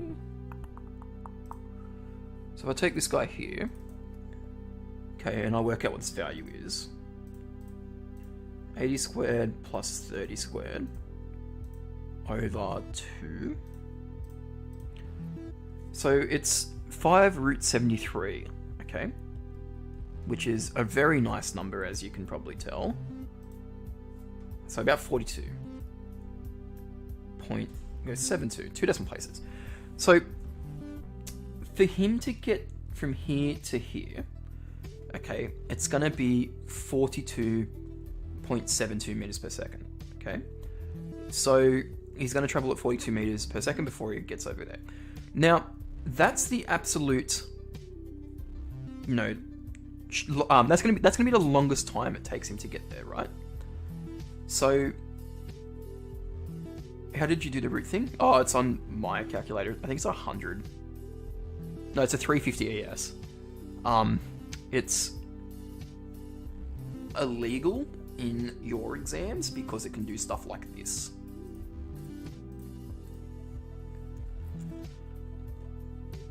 I don't think it's gonna be similar triangles. I think it's an optimization problem. Actually, no, I think this one calculator you actually can use in your exams. Oh, yeah, because it also does polar coordinates.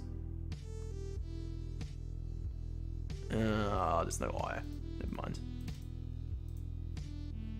Maybe.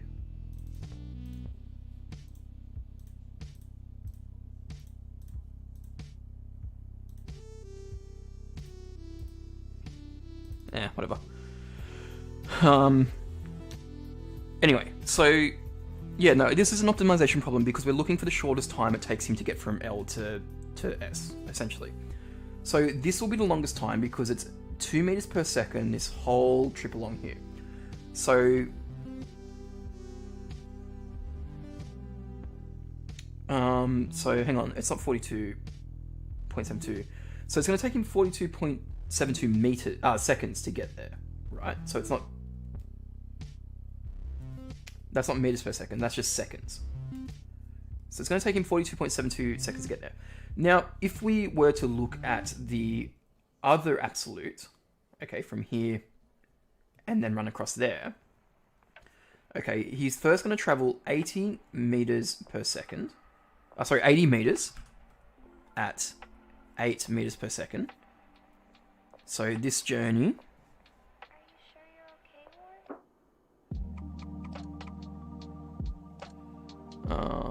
calculator turn off. So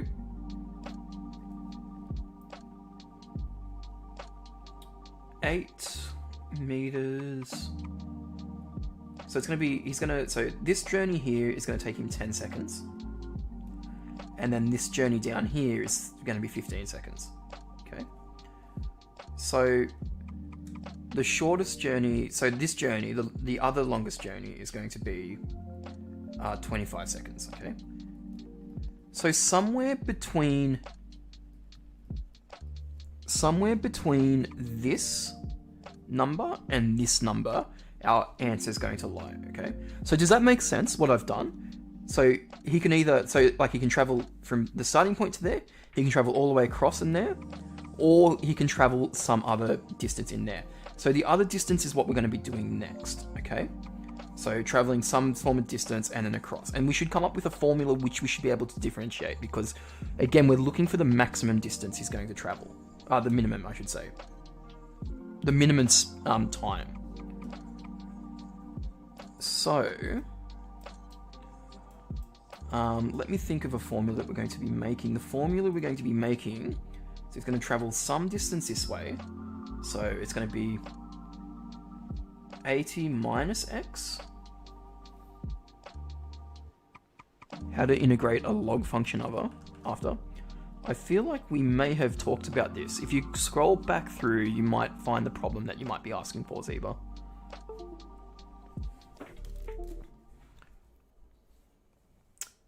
So 80 minus x. Then the time it would take him to do that journey is over 8. So that's equal to 8 minus x over 8. Then he's going to do some traveling this way. Now, the distance he's going to do here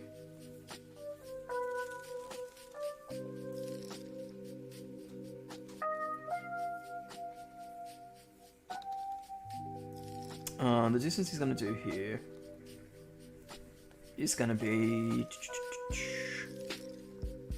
so this is 30 and this is x here. Then this distance in here, which we're going to call h for now. So h squared is equal to 30 squared minus whatever, or plus whatever the x squared is. And if we rearrange this for x, it's going to be, no, we're going to leave it in terms of x. So h is equal to 30 squared plus x squared, or the square root of that. Okay. So this here is equal to 30 squared plus x squared, okay? So this is the variable that we've got now. So we've changed it from having two variables, or this triangle from two variables to one variable. Okay, so we've turned it all into terms of x, okay? And 30, yeah, plus x squared, square root of 30 squared plus x squared. So now we need to look for when this combination, so the journey he's going to be doing, and the time this is going to take is going to be over 2 because he's traveling at 2 meters per second, right? Now, the total journey he's going to be doing is going to be this and this, right? So this is the journey he's going to be doing. So it's going to be 80 minus x on 8, or hang on, I'll do it this way.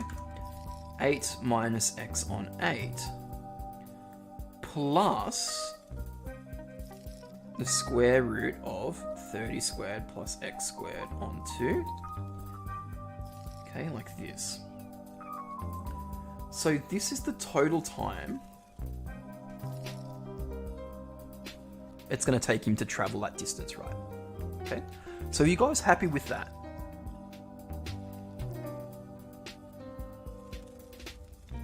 So what I've done to get to this point is I've said to myself, okay, well, the distance he traveled, if he was traveling the absolute longest length, is just, you know, this over the time. The distance on the, well, not the shortest length, but the absolute minimum, or the absolute end point where he runs across and then down, is this value here. So the total time, regardless of where he stops along here, because remember we've turned this into, like, this distance traveled along here, we've turned this into a function of x. Because we only had the function of x on this part here, what I've done is I've said, well, if this part is x, then this bit across here is going to be 80 minus x. Okay, which is, and then at 8 meters per second, we just divide it by 8. So this part here is this journey along here. Then this bit here is this journey down here. So when this journey, so we're looking, and we've got it in terms of the time. So what we want to do now is we want to look for when this total time is at its absolute minimum. And now when you have a formula and we want something, well, we want it to be at its absolute minimum, well, when does that occur?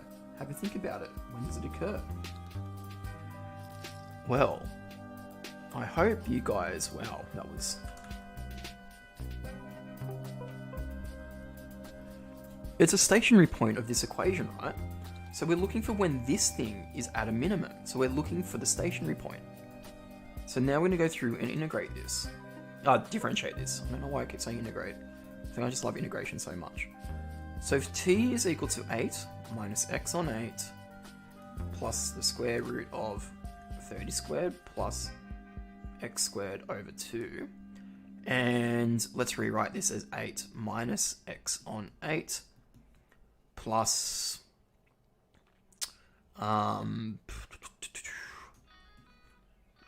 900 plus x squared to the power of a half on 2. We're looking to differentiate this first, and then we're going to try and solve for when this is equal to 0. So differentiating this, we get minus 1/8 plus, okay, so to differentiate this, power comes down and the derivative of the inside comes out. So the derivative of the inside is 2x, power comes out the front, and we've got half, and then of the original function. So 900 plus x squared. Take 1 from the top, and that's going to be over 2. Okay?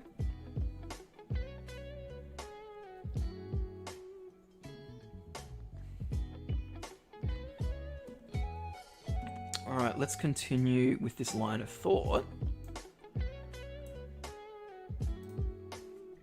So dt dx is equal to, so let's simplify this, negative 1/8 plus, well the 2 and the 2 are going to cancel out there. And so we've still got, well it's going to be x on the top over, and well this thing here, so because it's a negative half now because we subtracted 1 from the power, this guy's going to come on the bottom, so it's going to be 2 lots of the square root of 900 plus x squared.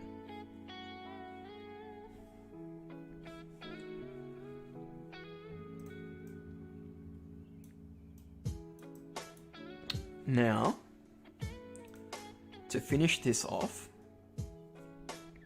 let's go through and work out. So we want the minimum of this is when dt dx is equal to 0. So 0 is equal to negative 1/8 plus x over 2, 900 plus x squared. And this is going to be really gross, isn't it? Because we've actually got an extra value sitting out the front, which I hope gives us an answer. So 2, 900 plus x squared. Okay, so I'm going to multiply both sides by 2 times 900 plus x, times the square root of 900 plus x squared. And we're going to get 2, well it's going to be a quarter. I'll write the whole thing out though. 2 times 900 plus x squared over 8 equals x. This is going to cancel out and become a quarter. Times it by 4, we get square root of 900 plus x squared is equal to 4x. Squaring both sides, we get 900 plus x squared is equal to 16x squared.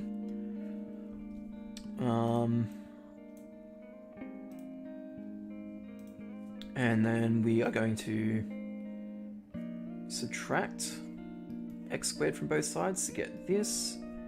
Then we're going to divide both sides by 15 to get 60. And then so x is going to equal to plus or minus the square root of 60.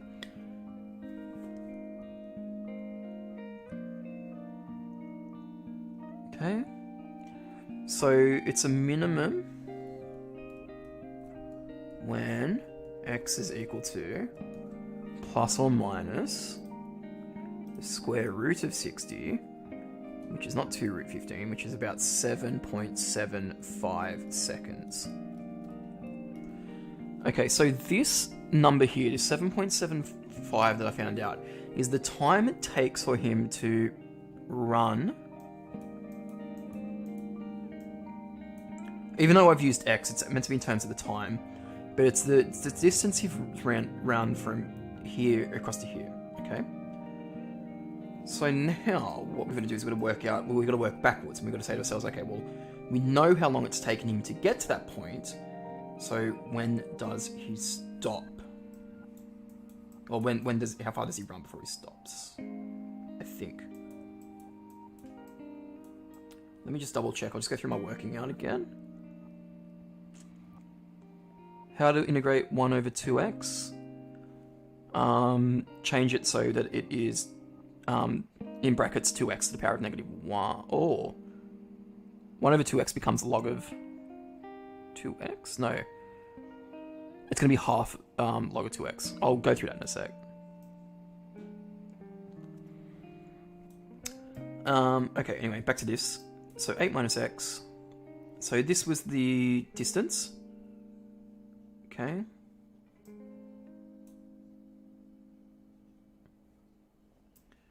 So this was the distance, this was the time, these were the times, and these formulas here were the times, in terms of the time. But the value was x. Okay, so this is the distance. So he should run, no, not the distance. 7.75, that doesn't seem like a lot. So basically what's saying is he should run only 7 meters and then head out. I feel like that's not right though. Do you guys have a solution for these? Like just what the answer is, out of curiosity, because if the answer's right and I've done the right method, I'm just... Notice 7 meters is the x in the graph. So the distance he cuts off. Might be the other way around, swims at 7.5 meters. Yeah, okay. So that's what I was thinking originally. Like, well, I was thinking originally it was the time, but it didn't make sense because it was in terms of x. Right, so this 7.75 should be how many meters he run. Because everything's in terms of x. And we've changed the time so it was in terms of x and then calculated the x in respect to that. So, basically, hi, can you, yep, no. So how far along the shore should Kevin run before entering in the water? So if this is the 7.75, then how far he should run along the water? So he should run, and then it's going to be 80 minus 7.75 meters. So what? 72.25 meters before he hits the water. Because he's going to be calculating that along the way. So it is about 8. So he should be running 72 meters before he runs into the water. Which makes sense if you think about it too, because if he's traveling so much faster on land than in the water, he wants to pretty much do as much of the distance as possible along the water, along the land before he hits it. So he's not going to run the whole way because it's not the optimal amount. But Christ, he's going to, like, if I was him, I'd be running right up to the end and then straight in. Like, I'm not going to be doing that calculation on the run. Because it, took us 10 minutes. Anyway, spot on. Oh, good, I'm glad that that's come out to be correct. I still remember how to do this stuff, even though I haven't done it in quite some time.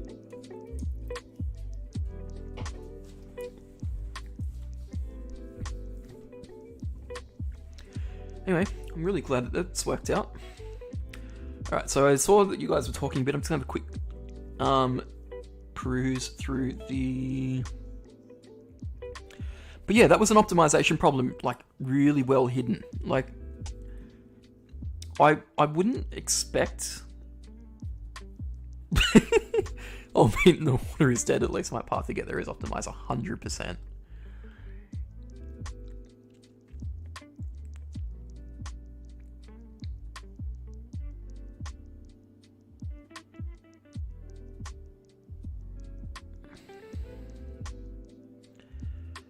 So I'm asking for some more probability questions. If you have some actual probability questions in mind that you want me to go through, please let me know, because that's going to help a lot more than me just aimlessly picking out ones. Because if I know the exact types that you want, then we can go from there.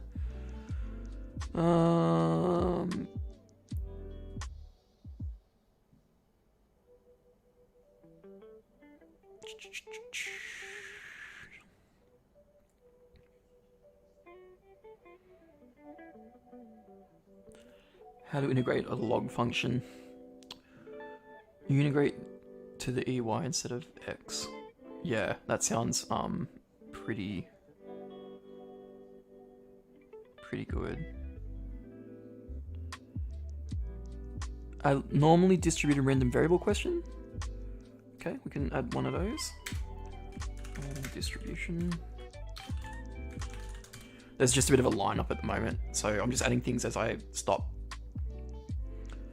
Integrate 1 over 2x. We'll do that a bit later on. Oh, right, I can do that right now, actually, because that's really quick. So integrating 1 over 2 to the power of x is quite simple.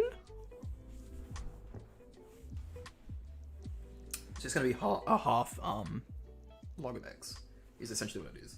But I'll show you why as soon as I find where I put my pen. I literally just set it down. I'll put it back in its holder, because that was actually a smart thing to do for me, for once. Yeah, so integrating... So if you want to integrate 1 over 2x dx, then this is just going to become... So this is the same as integrating a half times 1 over x dx, which you can then just rewrite as a half lots of 1 over x dx, which just becomes a half ln of x plus your constant. That's it. That's all it is. So just pull the factor out. Is basically how you do that. Why though? So why what? Like why is it that, or why? Oh yeah, okay. It's just a little bit delayed.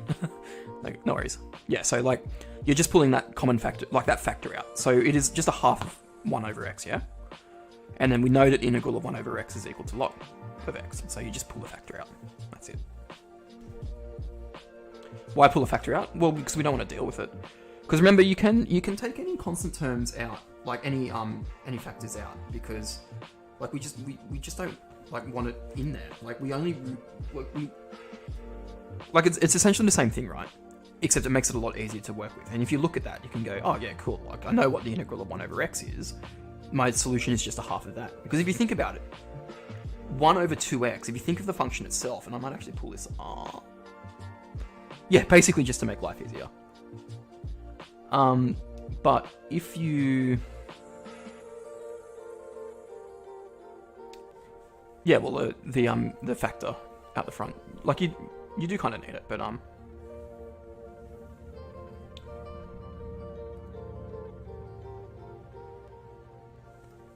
yeah.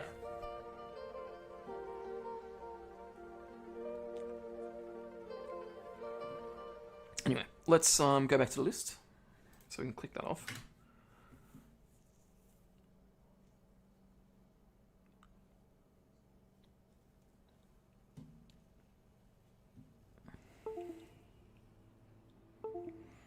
Oh yeah, so the actual formula itself is dy dx of log of x is equal to the derivative on top of the function of x. So if you've got,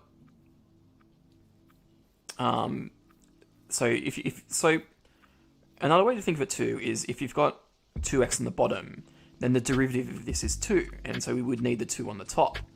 Okay, so another way you can think of it is,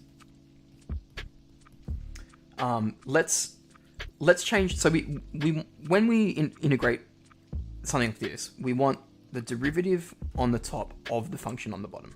Okay, but the problem with this 2x is if we've got 2x here, well, we would need 2 on the top, right?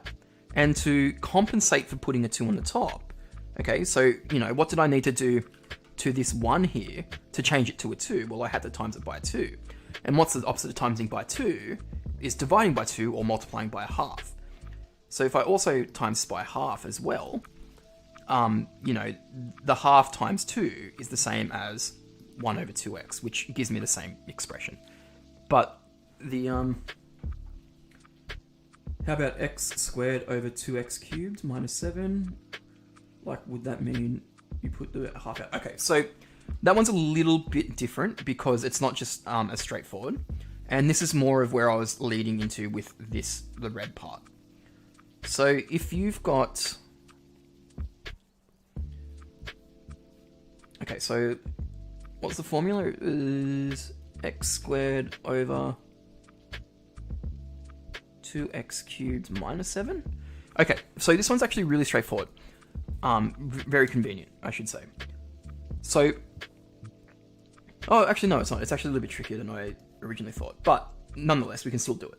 So the general form for for differentiation of logarithms is if you have the derivative of a function over the function itself, when you differentiate this, right? Integrate this, you end up with, have I got the right way around? Yeah, so you end up with log of the original function, so the function that was on the bottom.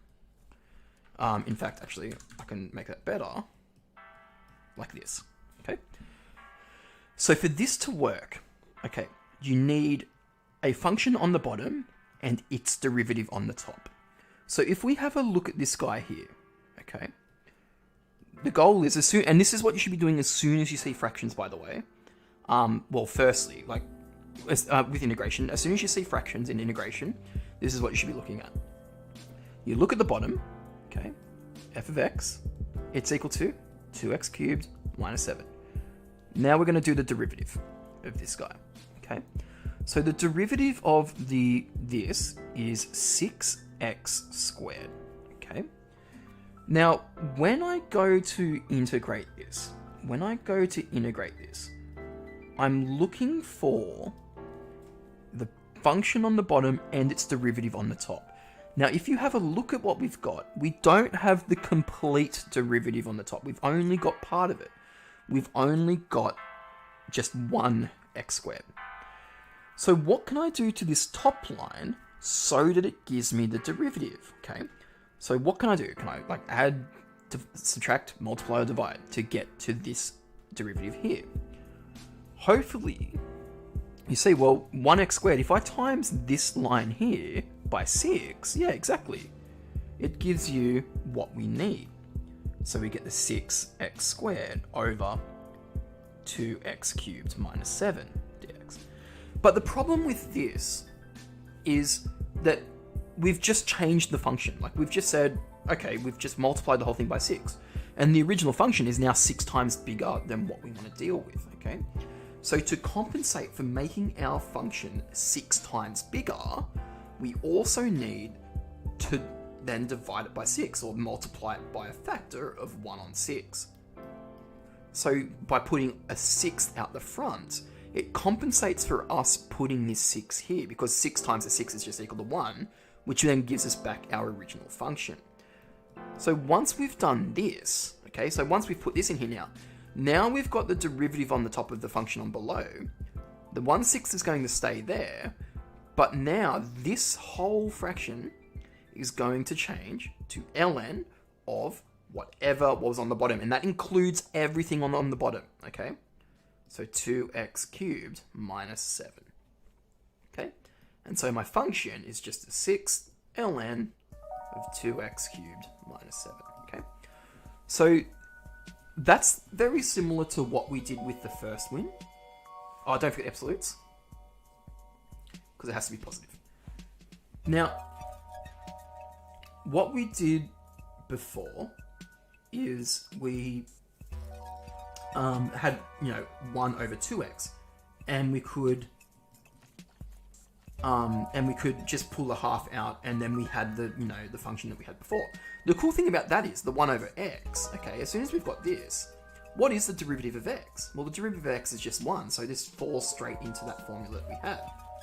So 1 over 2x, conveniently, could be rewritten as a half times 1 over x, which gives us that thing there. Okay? And sometimes that works. Now with this particular one, because we have two terms on the bottom, we have to actually think about, well, what is the derivative of the bottom? Can we put it on the top and then deal with it that way? Alright, so let's do one more. We'll do... we've got question 9 and question 10 from the 2020 HSC paper. So what I might actually do is I might have a quick break just to rest my voice and go to the bathroom, and I'll be back to continue this.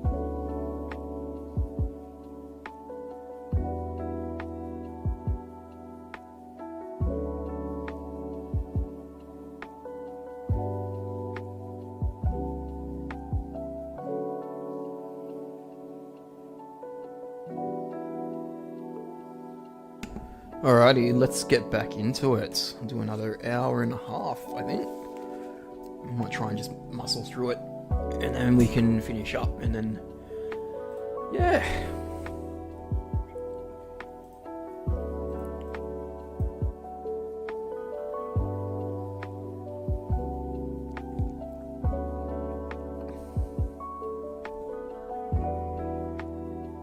Alrighty, so.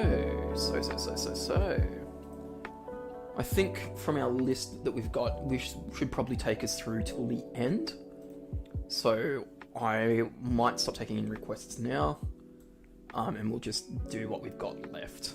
I think that should be more than enough. If not, I'll ask for more, but you know what I mean.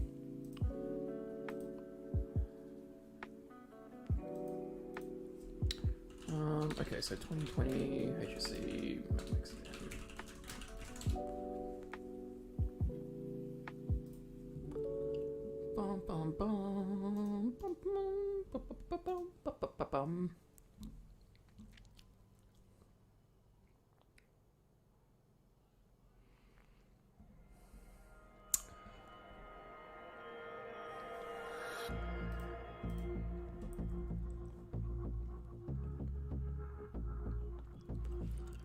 Question 9.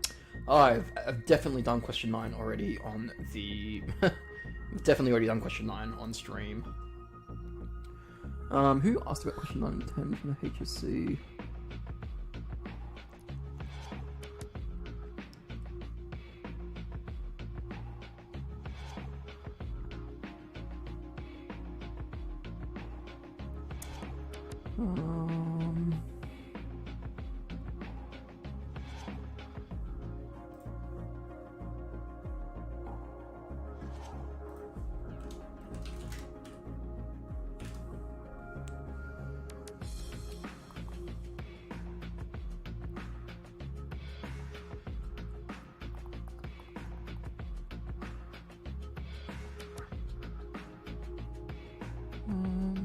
Question 8 and question 9. Georgia, if you're still around,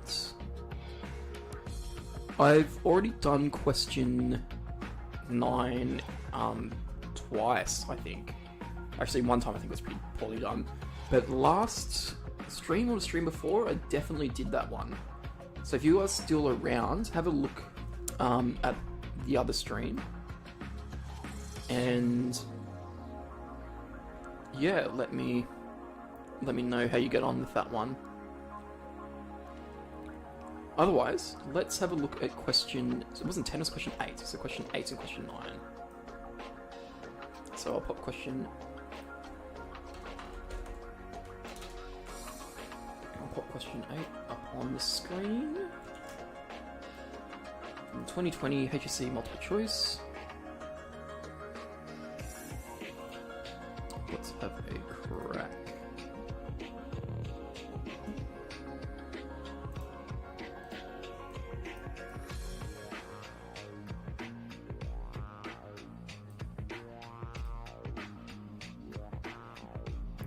I have done question 10 of the question 10. I've done question 9 in another stream. Not question 10 though. I can do question 10 if you'd like me to. Which is the two functions. Oh, I remember that one actually. But yeah, I can do it again. I'll add it onto the list. Do it instead of question 9.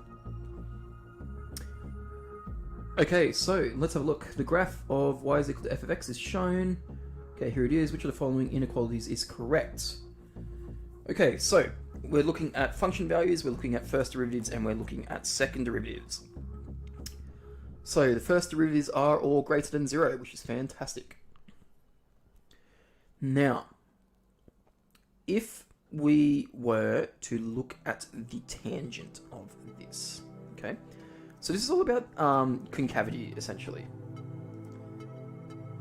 So the concavity of this particular function is downwards. So because it's downwards, it means that we know that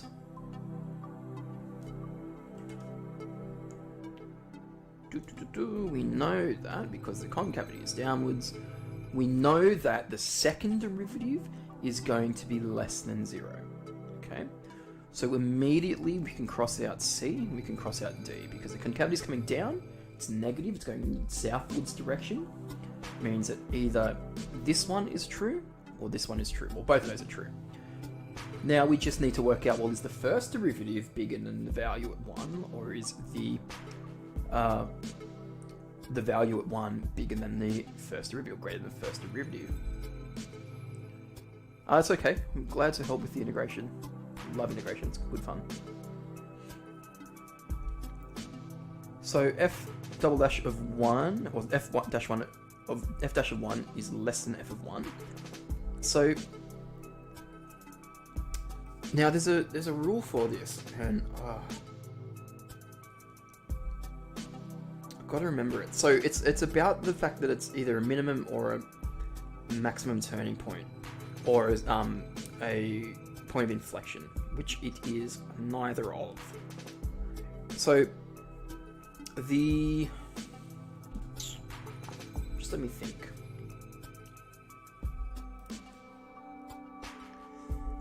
The first derivative, my immediate thought is the first derivative is going to be smaller than the value. Because if you think about the function itself is an increasing function, right? So the function itself is increasing, but look at the rate at which it's increasing at, okay? So this thing, it's growing, it starts off by growing pretty quickly, but then is getting slower and slower and slower. So it's increasing, but at a decreasing rate, okay? So if it's increasing but at a decreasing rate, that means that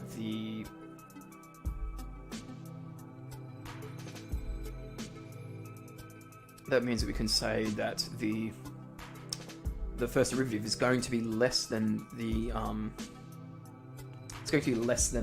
value, right? Because the value itself could be pretty high, but because the derivative is getting smaller and smaller and smaller, it's going to be less than that value, okay?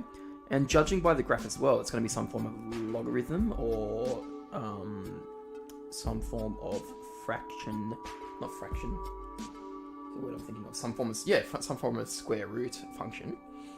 The value itself is going to be a lot smaller, or the derivative itself is going to be a lot smaller than the value at 1.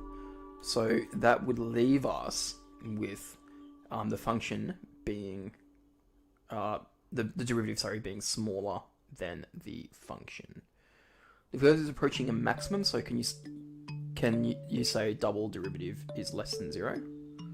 No, you'd be more so looking at the fact that you're more looking at the fact of the concavity in this case. So,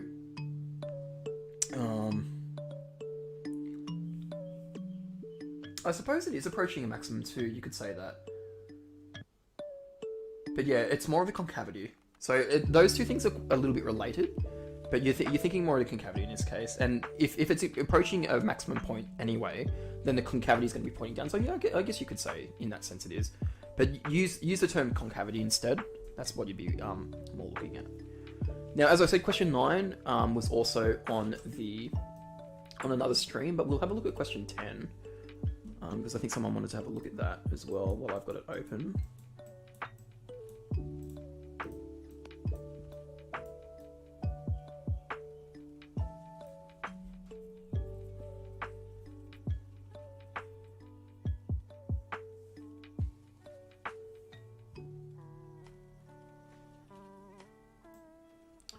Okay, so we've got the graph shows two functions, y is equal to f of x and y is equal to g of x. So here's f of x here, here's g of x here. The function is the function of a function. So h of x is equal to f of g of x. So what this means is it's taking the value of g of x and then applying it where f of x is. So the way that this works, okay, and we're going to draw this function. So we take the value of g of x. So let's start off with x is equal to 0. So when x is equal to 0. So when x is equal to 0, what's g of x equal to? Okay. So g of x is equal to about 4.5. So what that means is we're actually looking for when f of x is equal to 4.5. So it's equal to 4.5, it's really, really close to 0. So that means our first point is going to be here, okay? So it's essentially like a double thing. Like you're essentially like following a pattern. So start at 0, where's g of x equal to 0? Okay, it's like 4.5. Now where's f of x equal to 4.5? Over here. So then that's where the point is. Okay. Now let's do the next point. So let's say at 1. So at g of x, we go up to where 1 is. Okay, it's at about 2.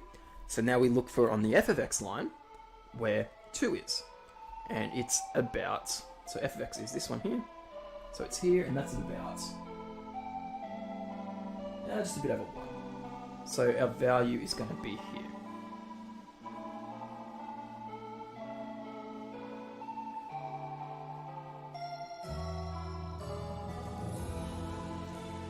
Now g of x for 3, so we substitute 3 in for g of x, and we get 0, and then so f of x of 0 is equal to about that. So it's going to be something that's this tall, okay?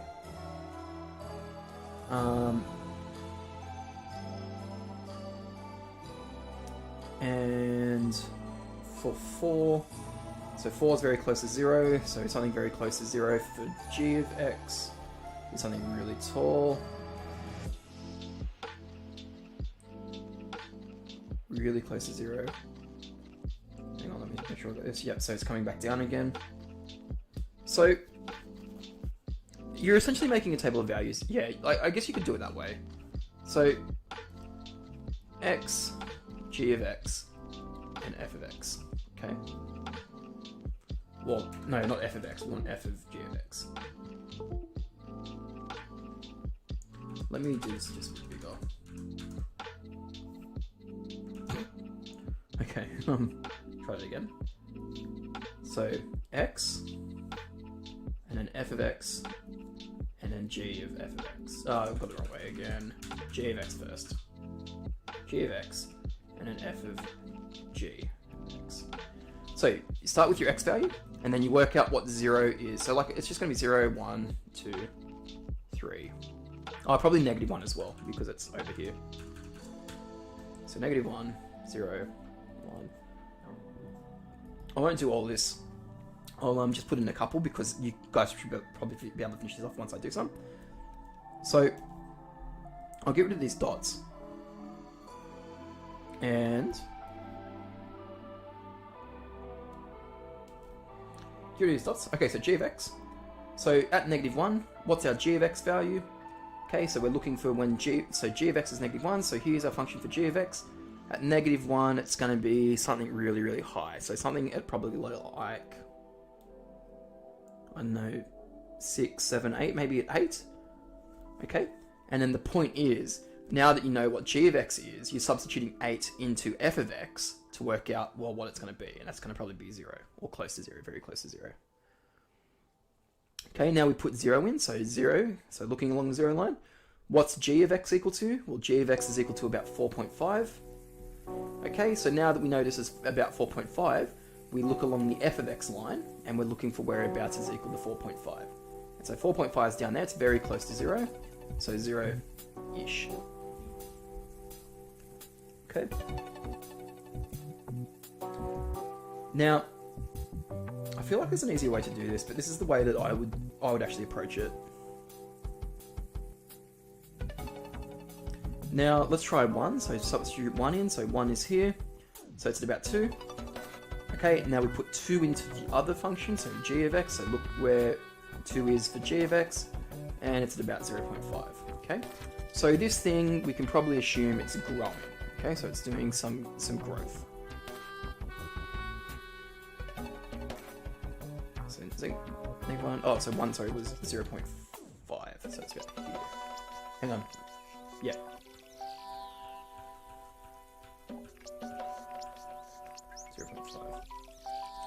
So about half, and then like close to that. 0-ish. It is 0-ish. I don't know what it is. I can't work it out. Okay, then we're going to put 2 in, so you go, okay, so let's look where 2 is across g of x. So we're looking at the g of x function at 2, and at 2 it's about 0.5, okay? So now we know that it's at 0.5, we now substitute 0.5 into the f of x function. So we're looking at this function for where about 0.5 is, and 0.5 is at about 2, okay? So at 2, it's about approximately equal to 2. Okay, so these are your coordinates, like 2, 2, 1, 0.5. Let me just erase these dots again and I'll redo it. So the function is looking like big, oh no, sorry, -1, 0. So down here, and it grows a little bit, and it grows up to about a half, and it grows up to about 2, like this, and so it's increasing like this.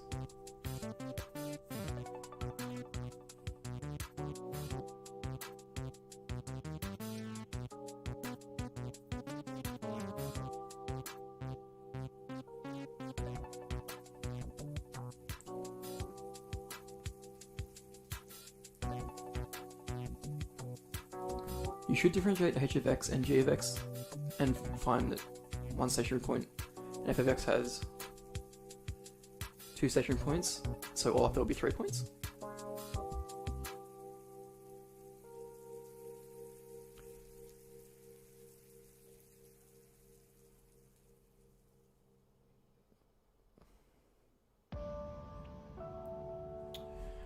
Well, see, the issue with that though is, doesn't f of x only have one stationary point? Like, because that's not technically stopping, this is continuing on, and we're assuming, like, we can't assume that it's stopped there and it's coming back up.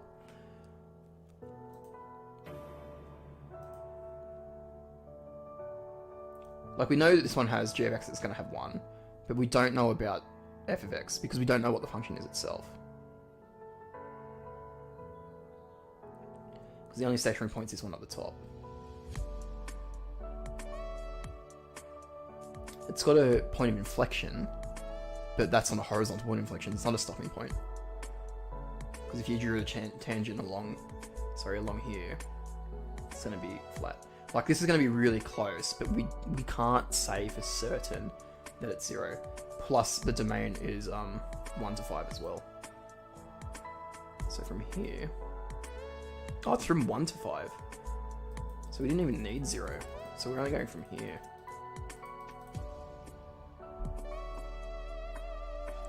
I actually did this in my past paper video. Yeah, I did know that. I was just going through it again, and it's been a while since I've done that, so I can't really remember what I did, if I'm to be honest. So 1 to 2. So 1 becomes 0.5. 2 becomes 0.5. 3, 4, and 5. I'll just do down here.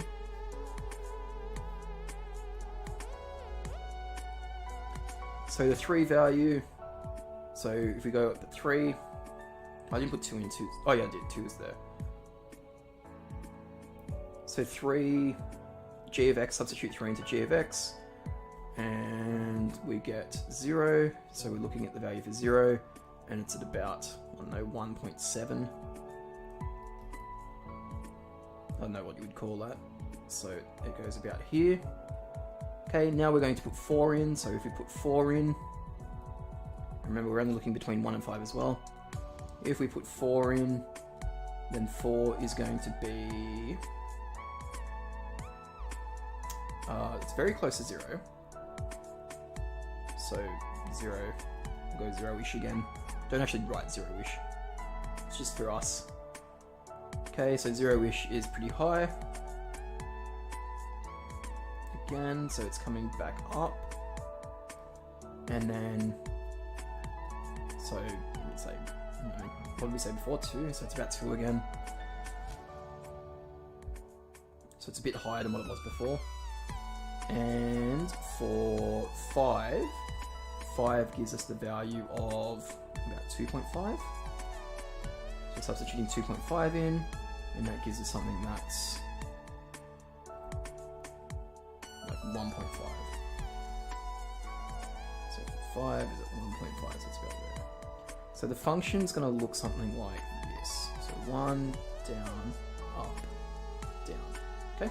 And there you go. So you can see pretty clearly where those three stationary points are. So the answer for that one's 3. So the idea is you're taking you're taking x value, you put your x value into the g of x, and you look for what the solution would be to this, okay? So when we did it before, we said, okay, we'll start at 1. So we're looking at x is equal to 1, and we're looking for what g of x is equal to. Okay, so you look along the g of x line at 1, and it tells you the answer is 2, okay? So at 1, it's equal to 2. Now to get f of g of x, you say, okay, well now let's look at 2. So keep in mind, this is still for the point 1, but we're going to look at 2 and see what number it spits out. And it spits out the number like this. And so for our 1 value, our number wants to be this guy here. Oh, well, it's a bit higher than what I had, but still. And we get the 3 stationary points, which is what we want. So that's the way that you've got to do these ones. You've got to look at each individual point along the line and see what's happening. Now, is there any way to notice that? How many there are? Well, if you look at the positions where the stationary points occur, there's nothing that's really jumping out at me besides this one here where there's a stationary point. Because there's no stationary points where the other ones are. Okay? And plus because it's only between 1 and 5 as well, so you can't assume you can't differentiate both the functions and look at the stationary points in that case, because again, we've only got 2 stationary points there. The solution, by the way, is 3. So which is very convenient. But you've got to do it by putting a point, like it's essentially by back mapping. Okay? So like looking at a point, okay, looking at the g of x value, taking that g of x value, putting it into f of x, and then that's what the point is at the value start of that. So your coordinates are going to be this and this to make your thing. So this is like sort of an intermediate that's giving you the new value for your new function.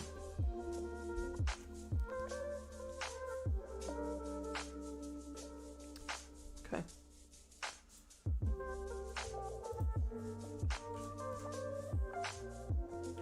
It's okay.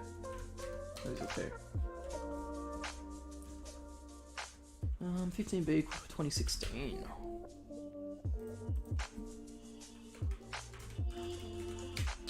So next up we've got a probability question from 2016.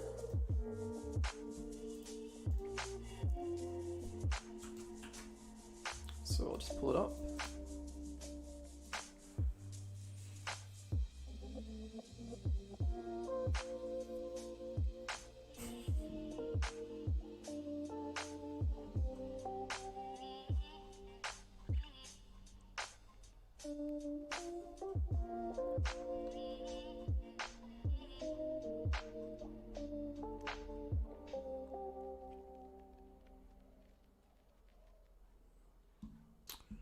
Okay, 16B.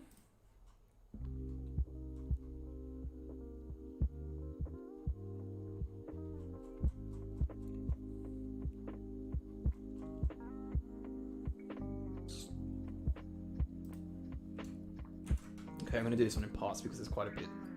It's quite long. So this is from 2016. It's question 16B. And it's about exponential functions.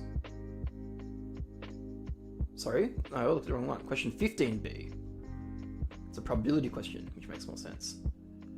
Aha, here we go.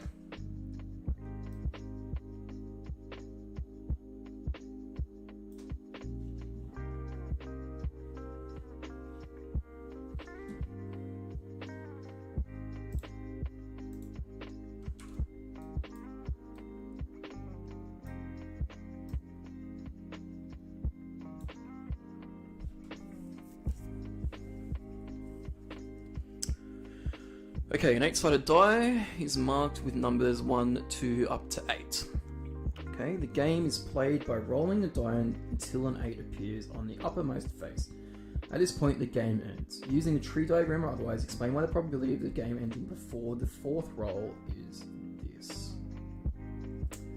So an 8-sided... So I'm going to be using a tree diagram.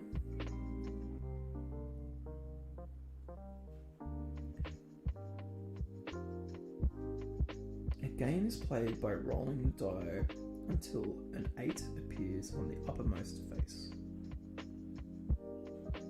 At this point, the game ends. Using a tree diagram below,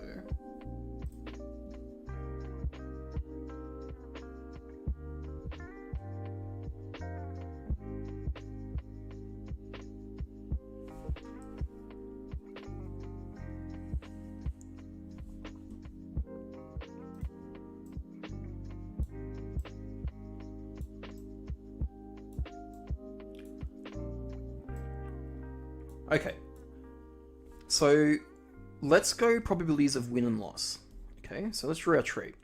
So the probability that you win is 1 in 8, right? So the top lines will be the winning, the bottom lines will be the losing. The probability that you will win is 1 in 8, okay? And so when you win, the game stops. So you stop here, okay? So this is the end point of this part of the tree. But for the loss is going to be 7 and 8, and you keep going, okay? Or the continuation, that should be, okay? So, same thing again.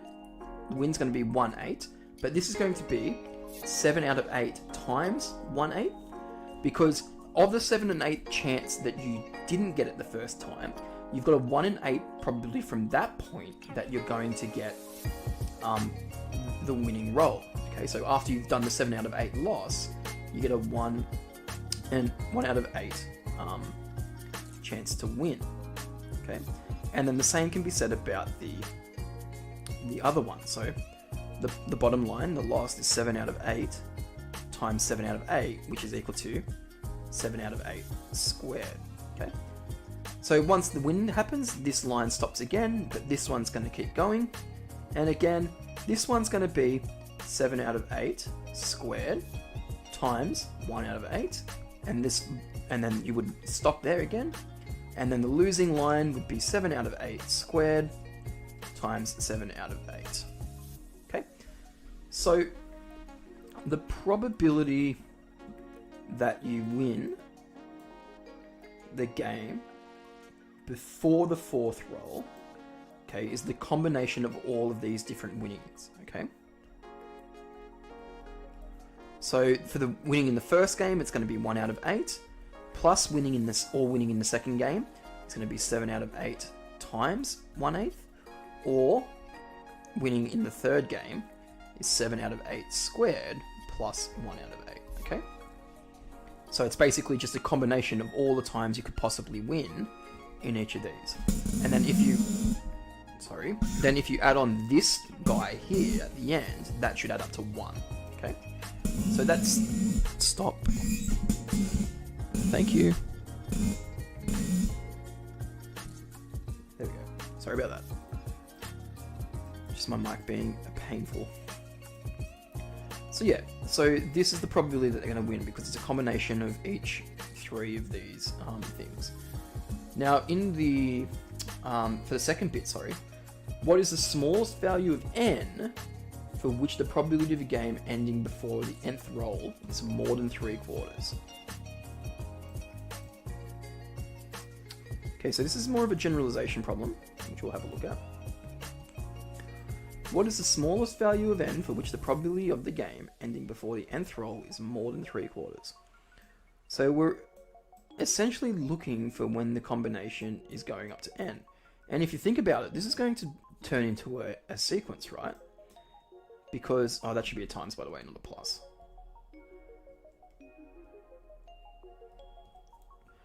So each time this thing is increasing, it's actually increasing by a factor of 7 out of 8, right? So this actually is a sequence problem, or a series problem, hidden within a probability problem. And what type of pattern is it? Well, it's a geometric series, because we're multiplying by a new number each time. Okay, so the first term is 1 out of 8, plus the second term, which is 1 out of 8 times 7 out of 8, plus the third term, which is 1 out of 8 times 7 out of 8 squared, plus so on, until we should end up with 1 out of 8 times 7 out of 8 to the n minus 1. This would be for n branches, okay? So what we've got to do now is we've just got to turn this into a geometric series, like the sum of a geometric series. Because what we want to do is we want to work out when the sum of this is going to be more than 3/4. Okay. So for a geometric series, do we use the infinite sum? We are going to use the, give me 1 second, just while I think about this and find my formula sheet. We are going to use the, yes, we are going to use the infinite sum. No, because we're trying to find it for n. So we're not going to use infinite sum, we're going to use this one. So the S of n is equal to, because we're trying to find the nth term. So we want to find at what point, which way do I want to go? It's a fraction, so I want to go this way. 1 minus r. Okay. Now we know what that this is a geometric progression. We can substitute some values in. So our first term is 1/8 because that's what we started at. Our r value, the number we're going up by each time, is 7/8. So we're multiplying by 7/8 each time. N we don't know, that's what we're trying to find, but we do know that we want S of n, the sum, to be equal to 3/4. That's what we're looking for. We're looking for when the sum, or at least when the sum is greater than 3/4, okay? So if we can find when it's equal to 3/4, then we'll know that the next one's going to be when it's greater than 3/4. Okay. So let's substitute these values into this equation and see what we get.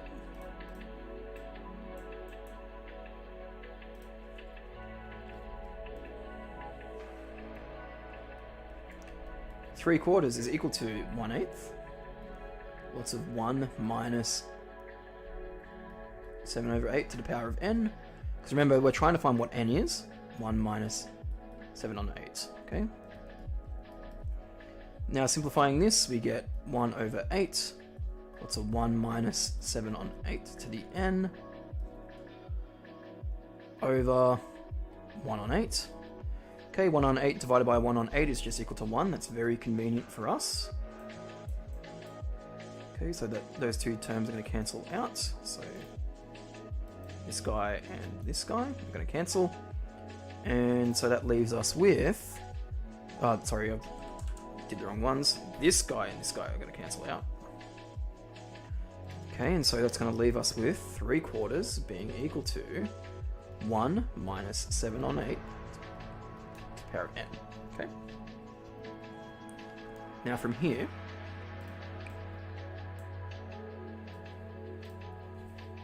we're going to subtract 1 from both sides. So we get -1/4 is equal to -7/8 to the power of n.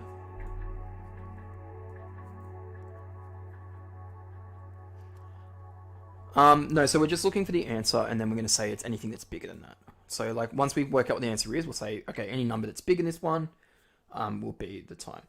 In fact, we should end up with a decimal, because what's going to happen next is we're going to end up with a logarithm when we solve for n, and then we can just say anything, like, so from this number onwards, it's going to be bigger.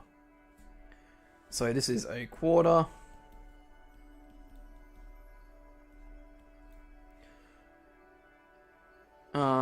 So same as that, so it's just positive power. And now we need to get the n out of the top. So we're going to take the log of both sides, and we're going to take the log of, we'll just take the log of 10. So this. Okay, so it's going to be n log of 7/8. So if you're not sure why that is, if you have, like, if you've got log 7/8 to the power of n, then the n just comes down the front. Okay. Then divide both sides by log of 7/8. And hopefully we're going to end up with a value for n, which is going to give us something that's going to be good.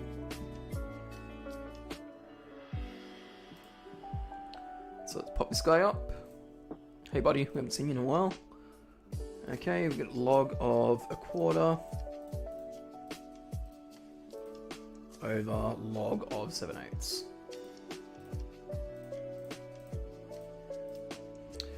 And so it's 10.38, blah, blah, blah, blah, blah. So therefore, after 11,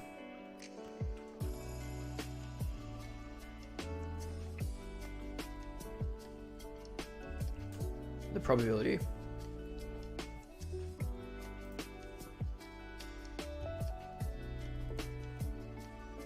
will be greater than 3/4.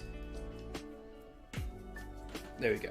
So basically, what we've done is we've just worked out a logarithm problem. So we're solving an equation after a logarithm to come up with the solution. And I'm hoping that is the solution, because otherwise it would be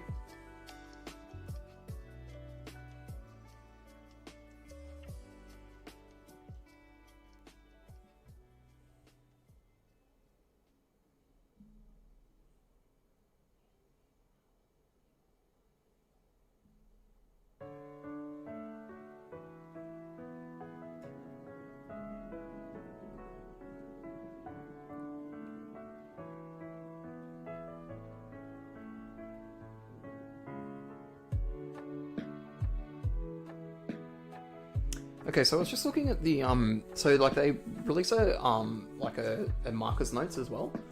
So it said here, so for this particular question for part 2, so a significant number of candidates recognise that the pattern formed a geometric series and knew to sum the series. Common problems were not realising that the last term in the series is and using an incorrect number of terms in the GP sum formula. So I think we were right on that sense. Using the Tn formula instead of rather than the Sn formula for a geometric series, so no issues there, we use the Sn formula. Not solving the inequality even if realising that the solution involved logs. Now, what that means is, we actually would have lost marks if we did it this way. Because, well, I think they would have given it to us because we've come up with the correct solution. Because I was just thinking about it then, it was like, well, 1 win is 1/8, and we want it to be 3/4, so it's going to be a lot more numbers. So,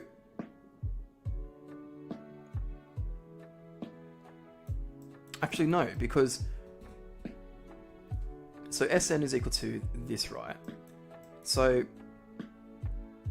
we wanted it when it was greater than 3/4. So what we should have done is we should have had our inequality set up so it was greater than this, okay? Because the problem is, when you get down to this part with the logarithms, okay, well with this bit here in particular, you'll notice that we've got a negative on this side, and you guys should know, or at least remember hopefully, when you divide or multiply by a positive or by a negative number, what happens to the inequality sign of an inequality?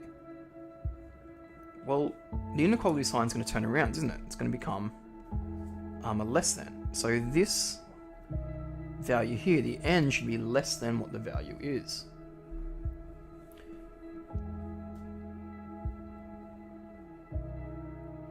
Oh, okay. But then what happens is, because this log of 7 on 8, so it's really dumb, because, you know, what happens is, this thing is just going to flip back. Log of 7 on 8, well, what's the value of log of 7 on 8 if we were to put this into a calculator?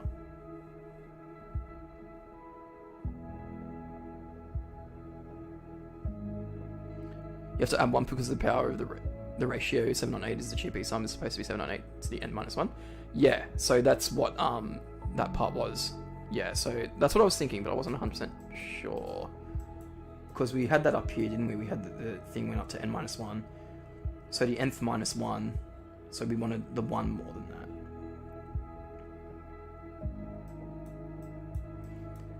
Anyhow, back down here to this value, if we put log of 7 on 8 in, log of 7 on 8,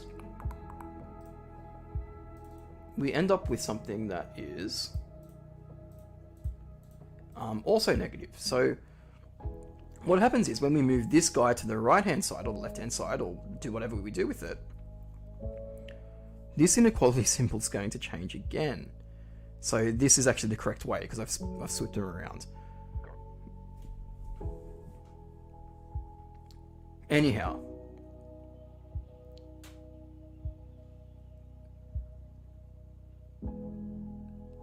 that's pretty much it for that one. So it's going to be, and then it's going to be one more because we have to take into consideration.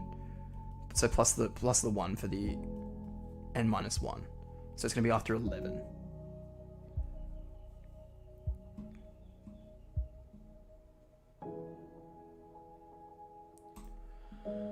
Okay, let's see what's next on the list. Sydney Grammar 31 question from 2021. Sydney Grammar.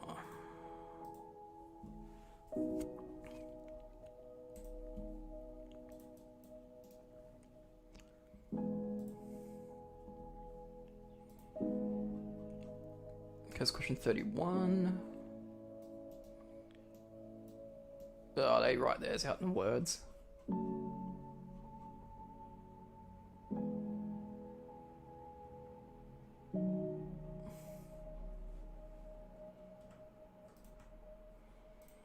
The trial was meant to mimic the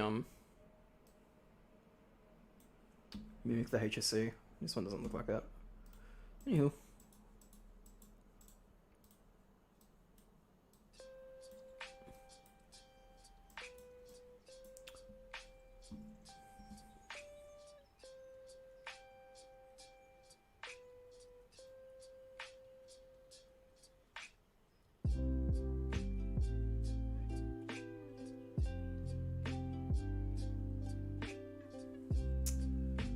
Okay, so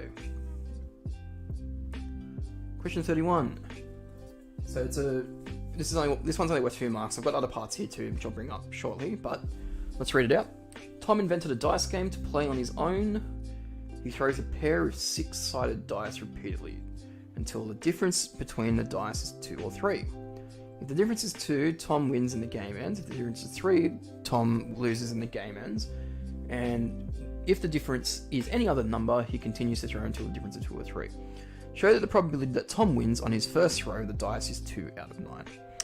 Okay, so the probability that he wins. Okay, so this one's pretty straightforward. So if you think about the possible combinations when throwing 2 dices, and we're looking for when the difference is 2. And I'm guessing they're meaning the absolute difference, not like positive and negative difference. So the difference is 0, the difference is 1, the difference is 2.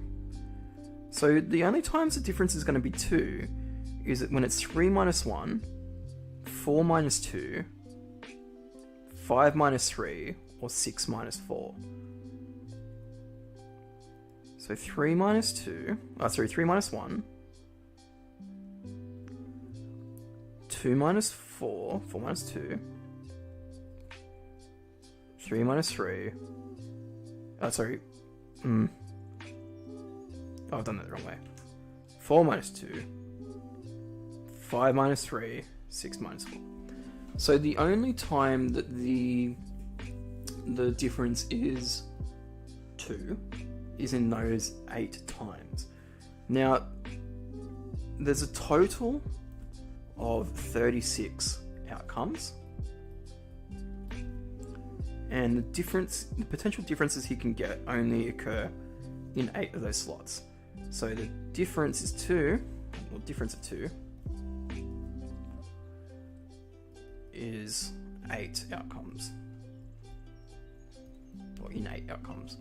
So it's just going to be 8 over 36. So the probability that he wins is 8 out of 36, which if we which is the same as 4 out of 18, which is the same as 2 out of 9. So that's what we want. So happy with that one.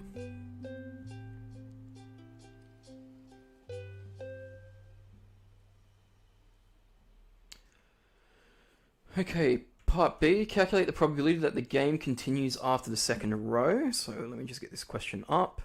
So basically we're looking for the points where he doesn't either win or he either doesn't win or doesn't lose. So I think what might be, because this is a 4 marker, it might actually be worth going through and drawing up the array, like properly. So 1, 2, 3, 4, 5, and 6. I'm going to keep referring to this, because it's going to be handy. So the difference of 1 is 0, 1 and 2 is 1, 2, 3, 4, 5, 1, 0, 1, 2, 3, 4, 2, 1, 0, 1, 2, 3, 3, 2, 1, 0, 1, 2, 4, 3, 2, 1, 0, 1, and finally 5, 4, 3, 2, 1, 0. Okay, so I've got my calculator in the way. Whoops. Okay, so what I've just done is I've gone through and drawn the array of this. So this is the difference of each individual one. Okay, so we've got the difference of 1 and 1 is 0, difference of 1 and 2 is 1, the difference of 1 and 2 is 1, and so on. And that's for the whole thing. Okay, so we're going to be constantly referring to this each time we're going to do one of these problems. So I drew a little one over here to do this one, but the issue now is we need to calculate the probability that the game continues after the second throw. So the probability that the game continues is just the probability that the game ends.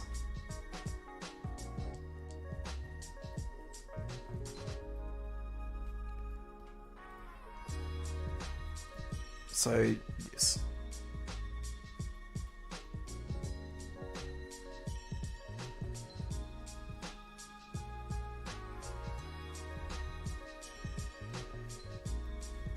So I think it'd be easy to calculate the probability that the game ends because, well, actually, I don't think it would matter too much either way because we've already got the probability that the game ends one way.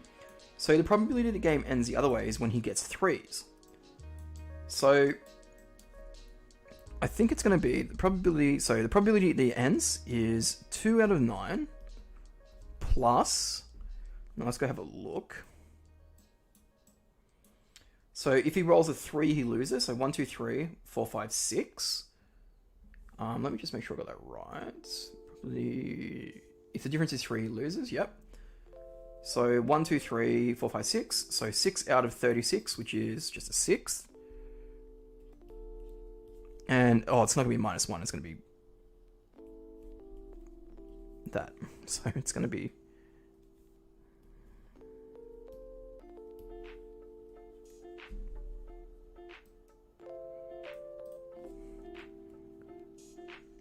one minus this. That would make more sense. Okay, so 1 minus that. Let's put that into a calculator and see what we get.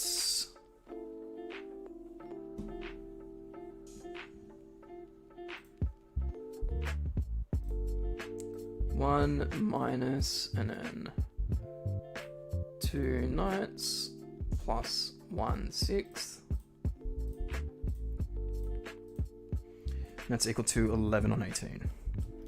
So the probability that the game ends after, or that continues to a second throw, so basically the probability that doesn't end is 11 on 18.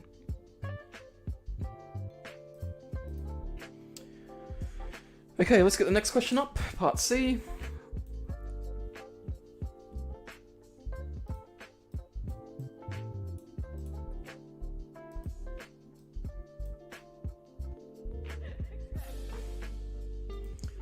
What is the probability that Tom wins in one of the first 3 rows? Leave your answer in unsimplified form. So let's make up a tree diagram, I think would be the way to go with this one.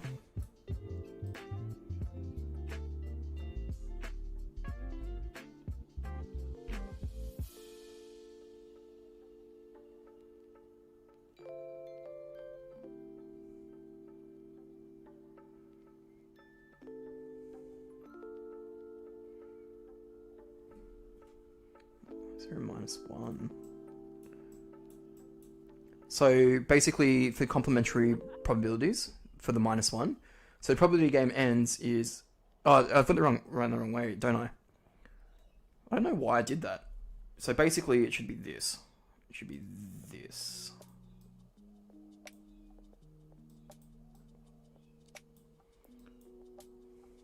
Ugh, don't want to make it bigger. Let's move you. 1 minus that. So So the complementary probability. So 1 minus the game continues. Or in other words, it's going to be... I just completely stuffed this up. Is all that happened. 1 minus that. Yeah.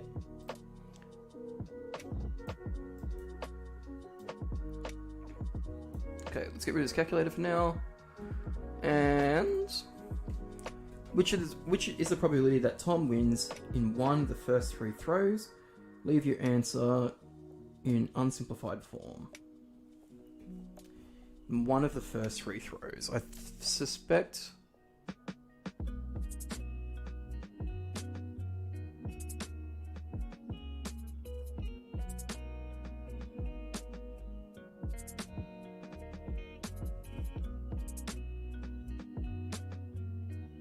Ooh, that's tricky.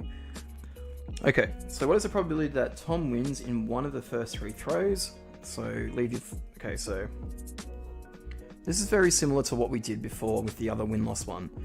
So the chance that he keeps going, or that he wins... Actually, it's going to be a 3-way, isn't it? So that, and that. Okay, so the probability that he wins after the first one, we decided was 2 in 9. The probability that he continues and the probability that he loses. So the probability that he continues is, would we say 11 in 18?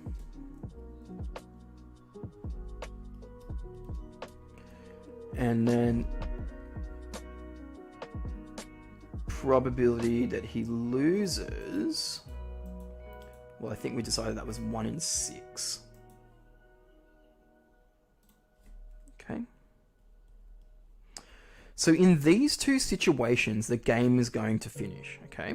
So what that means is, from here, we're going to have the same 3 outcomes.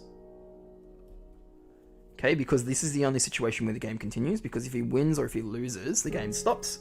But if he continues, then he's got the 3 choices again. And then for the third throw, it's the same thing. So this is very similar to what we did before, except this time we've got 3 options instead of 2. So 2 out of 9, 11 out of 18, or 1 out of 6. And that's win, continue, or lose. Unsimplified means no decimals. It means we're going to be leaving it as a fraction. So what is the probability that Tom wins in one of the first 3 rows? So the probability that he wins in one of the first 3. Okay, so 2 in 9 plus, so this is going to be actually 11 out of 18 times that. 11 out of 18 times that.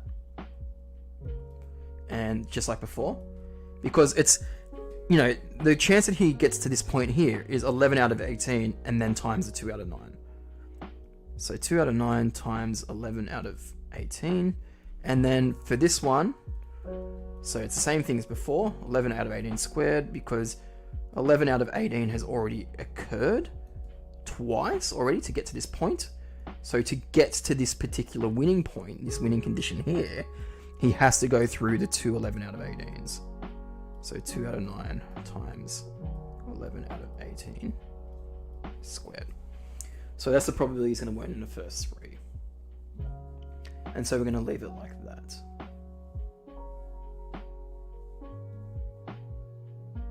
Yeah, so basically unsimplified means just leave it as is. And it also means like don't try and don't put it in your calculator, like leave it like this, because obviously, like we did before, they probably want something. They probably want something out of this.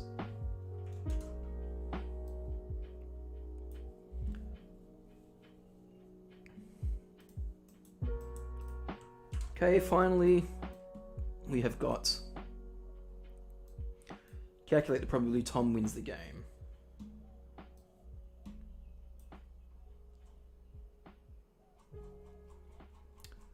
Just going to double check and make sure we're doing these right.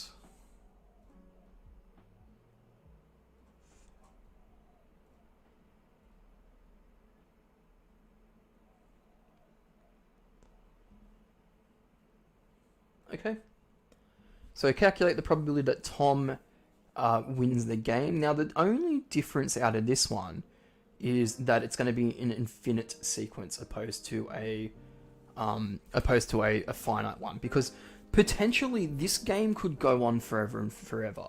And so we're looking for the point where this thing is converging. Okay. So again, this is a geometric progression like we had before in the other question. This is going up by a specific amount. It's going up by 11 on 18. Okay. So it's going to be a GP again. Okay. And let's go. And this one's going to be an infinite sum, because back down, ground those down a bit. Yeah, that's fine. Actually, I think I forgot to turn it down anyway. And so with this one, because this what do you call it?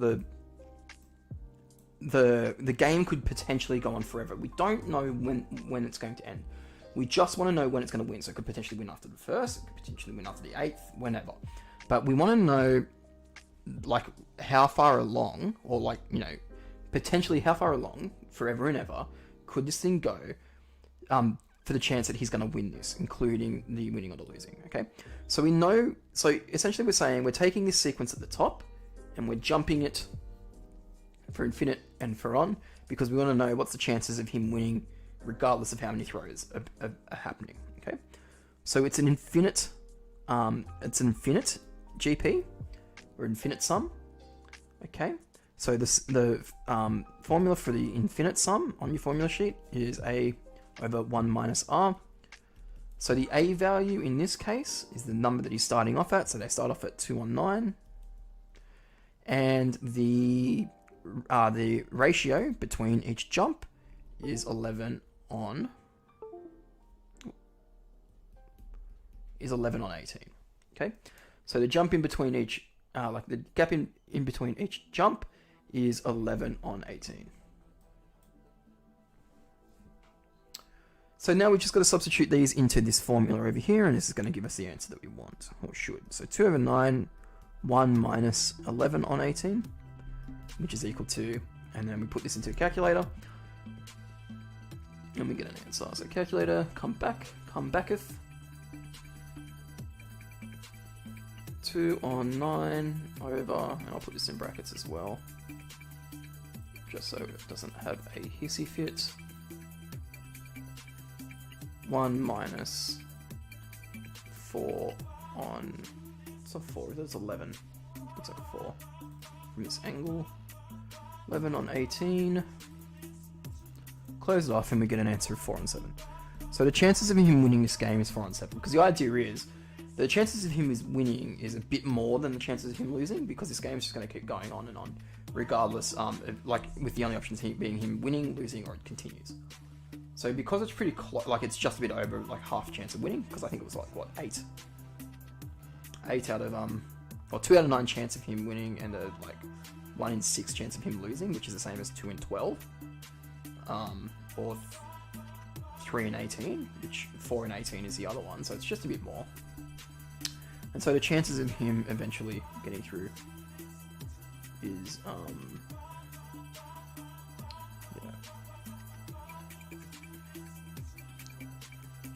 how do we solve, differentiate ln of cos x, and then find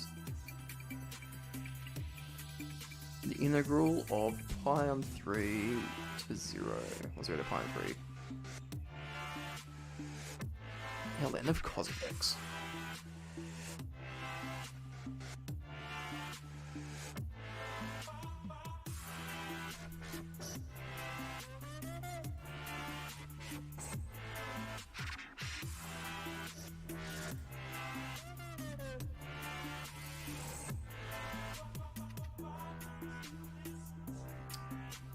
Do you have the question that came from by any chance?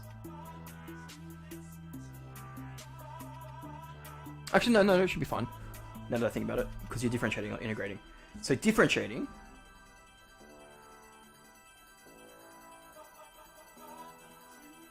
of tan dx. Okay. We can do that one really quickly again. So I'll do this one really quickly. We do have a list, but I'll do it really quickly. Differentiate ln of cos of x.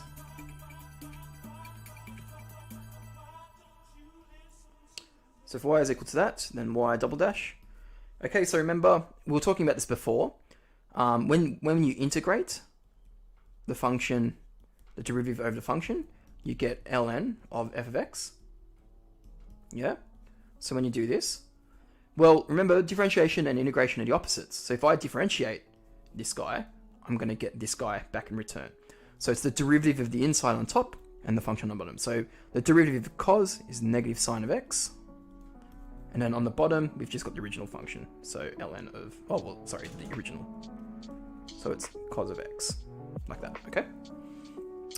Now, for your other part of your question, okay, so from 0 to pi on 3, you want to integrate tan x dx, okay?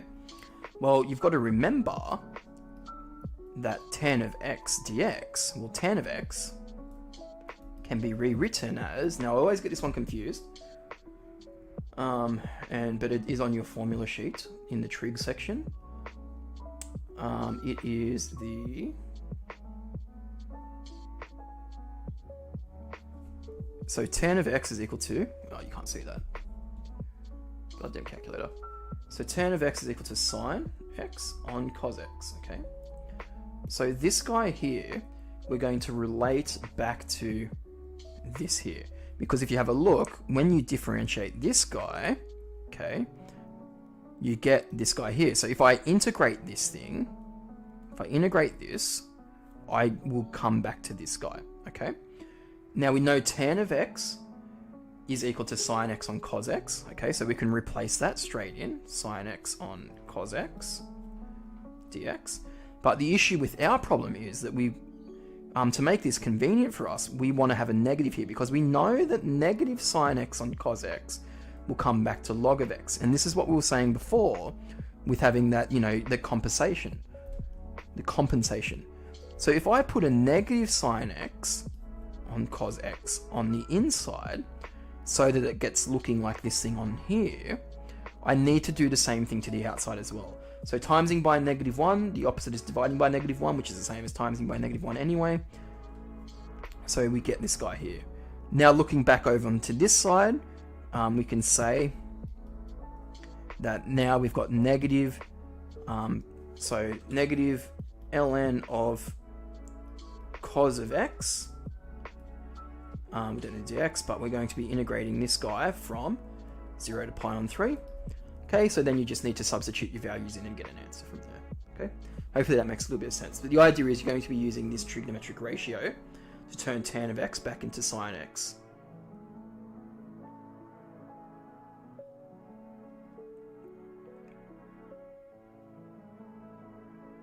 Okay.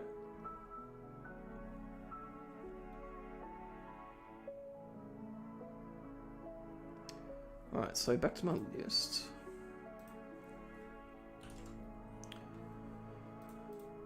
Okay, so the next one I've got here is NEAP 2021.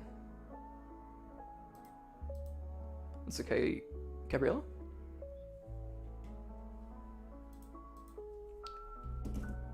North... What does NEAP stand for? Because I think I'll have to ask for another copy of that. Actually, do I still have that other website up?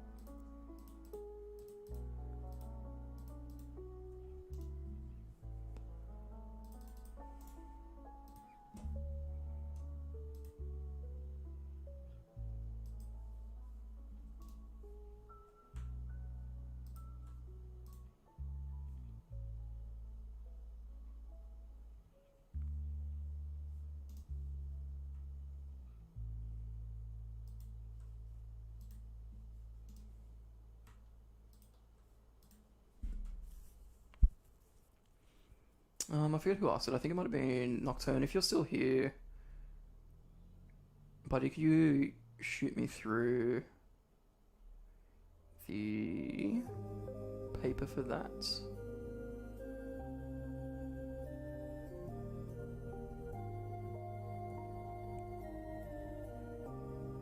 Oh, Lantern, sorry. Not Nocturne. I don't don't know why I thought Nocturne. If you're still here, Lantern, can you shoot me through the NEE, I forgot what it was, NEAP?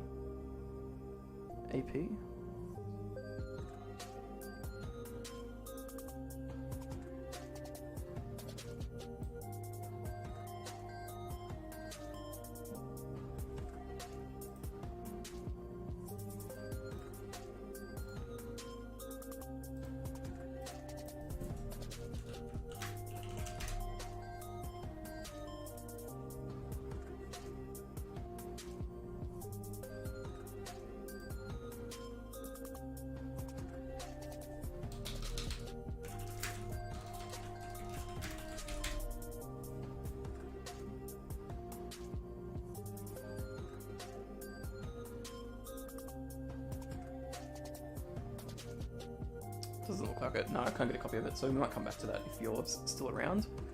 If not, that's okay. Financial maths, geometrical growth and decay, normal distribution. Let me run a poll. Tell me what you guys want.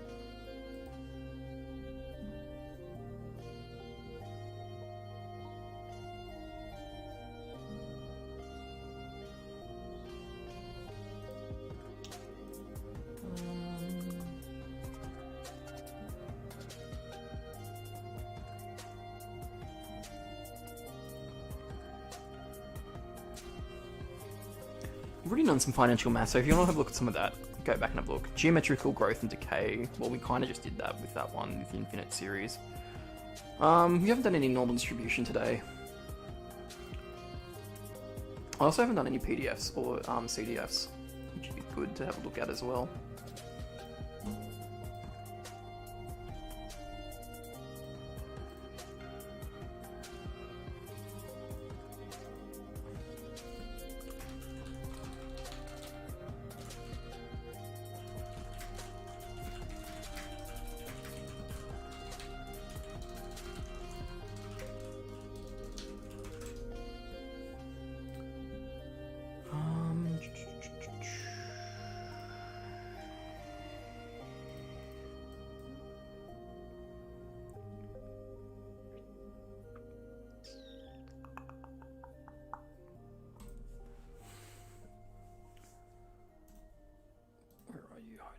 Okay, so let's have a look at...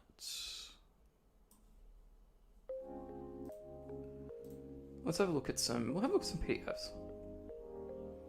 Probability density functions. I have a weird z-score table we could do. A weird z-score table? Yeah, let's have a look at the weird z-score table. That's okay, Violetta. I really, I do appreciate it when... Well, like, I'm here to help. Even though I'm not a teacher anymore, I was for 4 years. And, I still want to help in some way.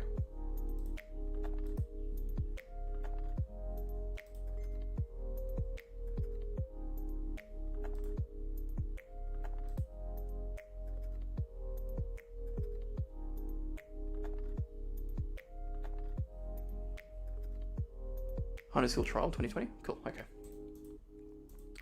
Makes it easier than me trying to find something. Especially when it's something that you guys want.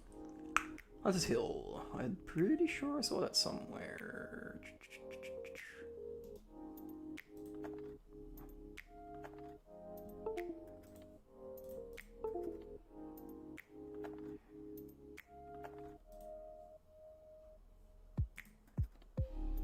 Homebush Boy. Oh, 2020. I'm looking in 2021, that's why I can't see it.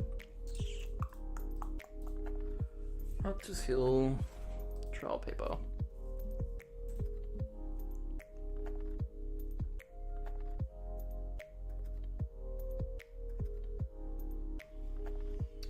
Right, this might be the last one that we do, I think. Question 33.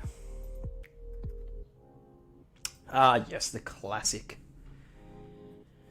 Alright, I'll pull it up.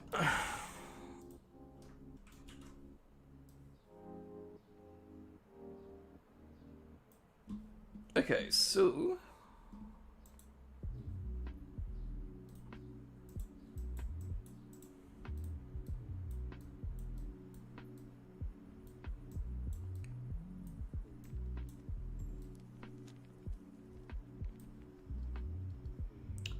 Okay, so we'll see how we go, Icket. I was going to say this was going to be the last one, but we might squeeze yours in as well, since you've been around pretty much since the start too. So we'll see how we go. We'll do this one first, and then we'll.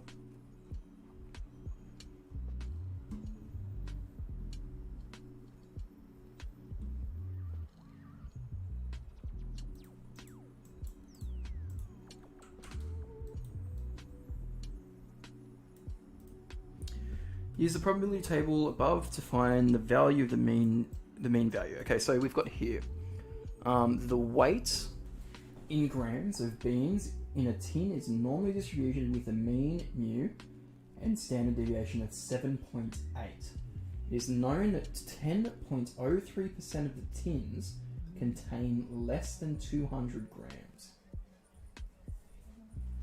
That's a weird number. 10.03%. Okay, anyway.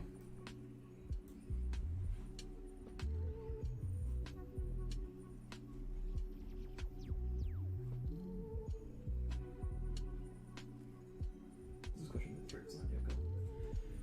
Okay. Probability table for calculating a standard normal distribution. The values represent the area of the left of or less than the z-score. Wow, they actually tell you. That's really nice. You should actually know how to read this, by the way, but essentially if you think of your normal distribution, it's anything from the left of the side. Okay, so here's the big table. We're not going to read all of it. Use the probability table to find the value of the mean, mu, correct your answer to 2 decimal places. Okay, so we know that 10.03 is less than 200 grams. So what this means for us is the probability of x being less than or equal to 200 is equal to, or approximately equal to, well, it's 10.3%, but 0.1003. So we're looking for this score here inside this guy. Okay.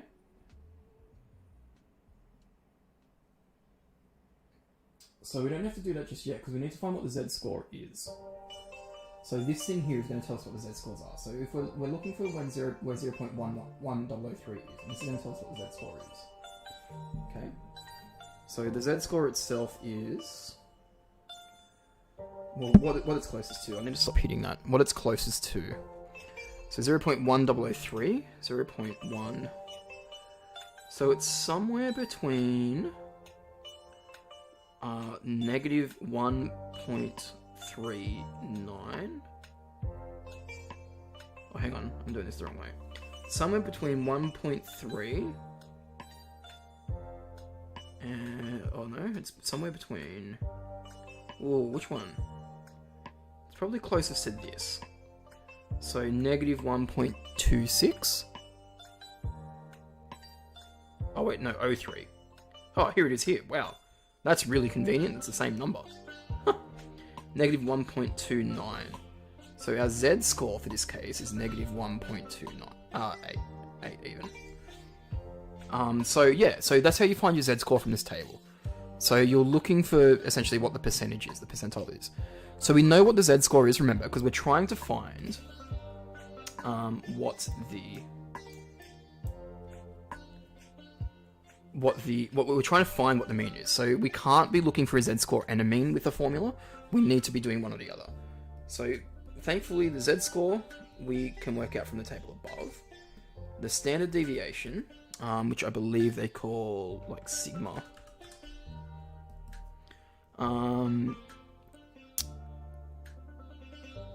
Oh, actually no, we don't need the standard deviation. We just need the score being 200. And, oh no, we do need standard deviation, of course. So standard deviation is equal to 7.8. And then what we're going to do is we're going to throw this into the z-score formula. So z is equal to x minus mu on sigma. Okay, so then just putting our values in, so 200 minus Oh, well, it's negative 1.28. It's equal to 200 minus mu over 7.8. And so to actually get our solution, our answer, it's going to be negative 1.28 times 7.8 equals 200 minus mu. So to get mu, we'll swap that with this. And so the average, then, if I just move this across to the side,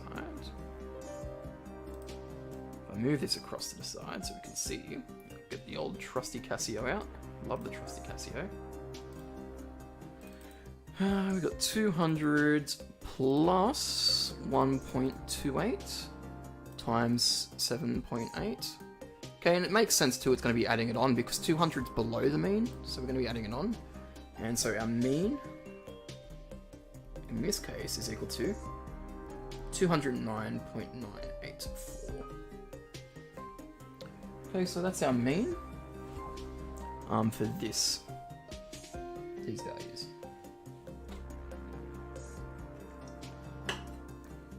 Okay, let's have a look at part B. So the guys who just asked if I could do some questions in the chat, I'm probably going to finish up after this one. So have a look through my other, the rest of the video though. I have done some integration problems. So have a quick look through those. I'm not too sure what PEM 2020 question 26 is. But I might have a quick look before I jump off. We'll see. But I was going to get off at 4 and we're getting close to that, so yeah, just thank you for your patience.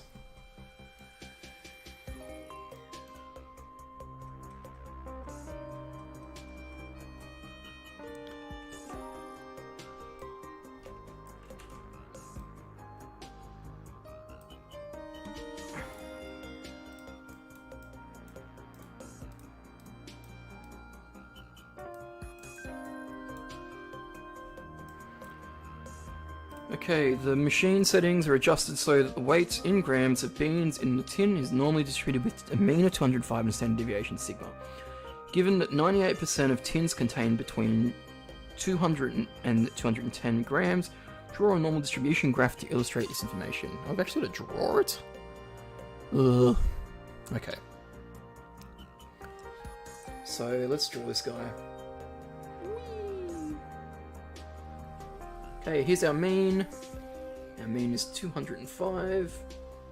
Our standard deviation we're calling sigma. So one standard deviation represents 68%. Two standard deviations represents 90. What's the numbers? 90, 68, 95, 99.7. And so this one here. It's gonna be.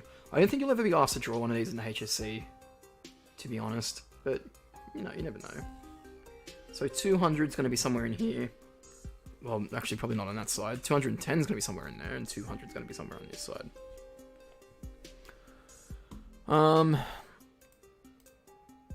Okay, let's have a look. What else do we need?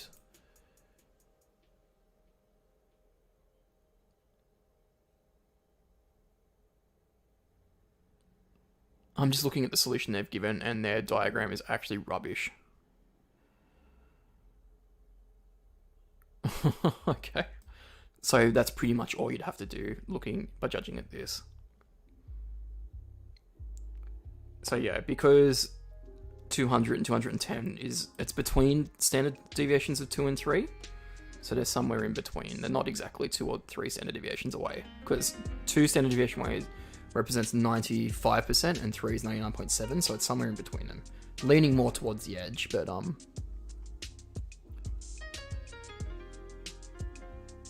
okay, and then the last bit of this question. The last bit.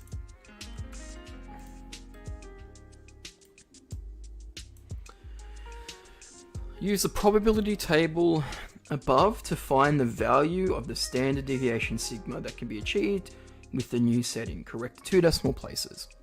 So, let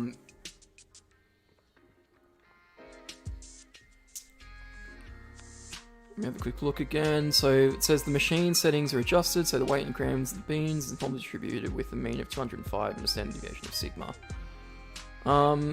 So I'm suspecting it's going to be the...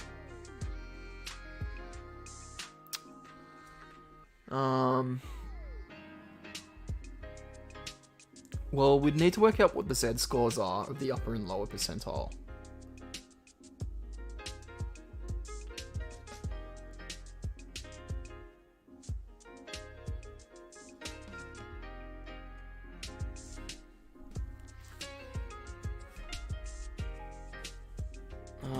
Just let me think.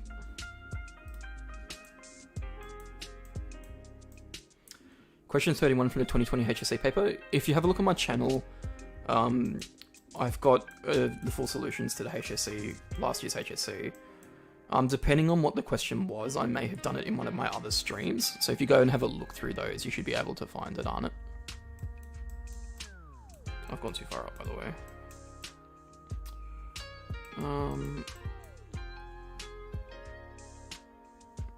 Okay, well, let's just fill in the information that we know.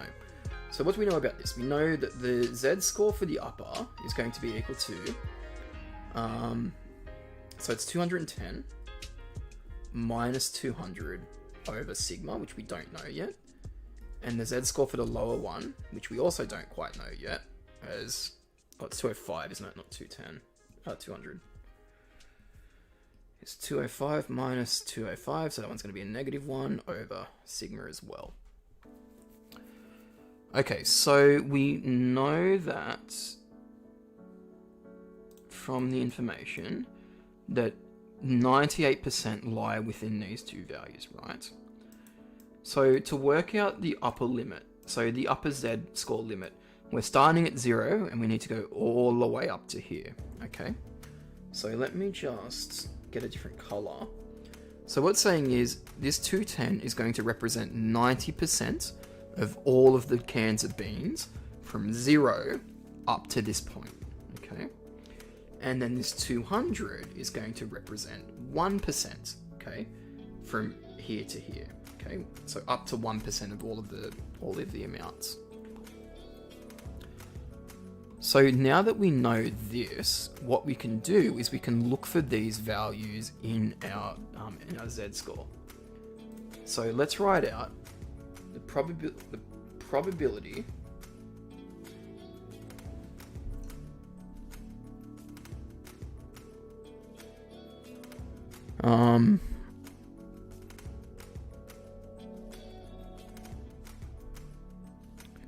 so we know that it's going to be equal to, like, so the up to the point, so up to this point here, it's going to be equal to 0.99, okay? So we need to look through our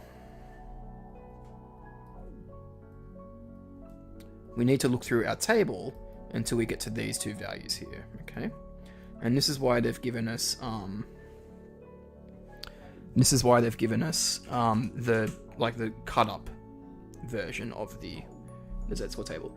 Now, if they give you the Z-score table in the exam, they're going to give you the whole thing, not the cut up version of what you just need. So yeah, just have a keep in mind that when you get to do this. So the values we need are 0.09. So the closest value to 0.09 is this one here. So negative 1.34. Okay.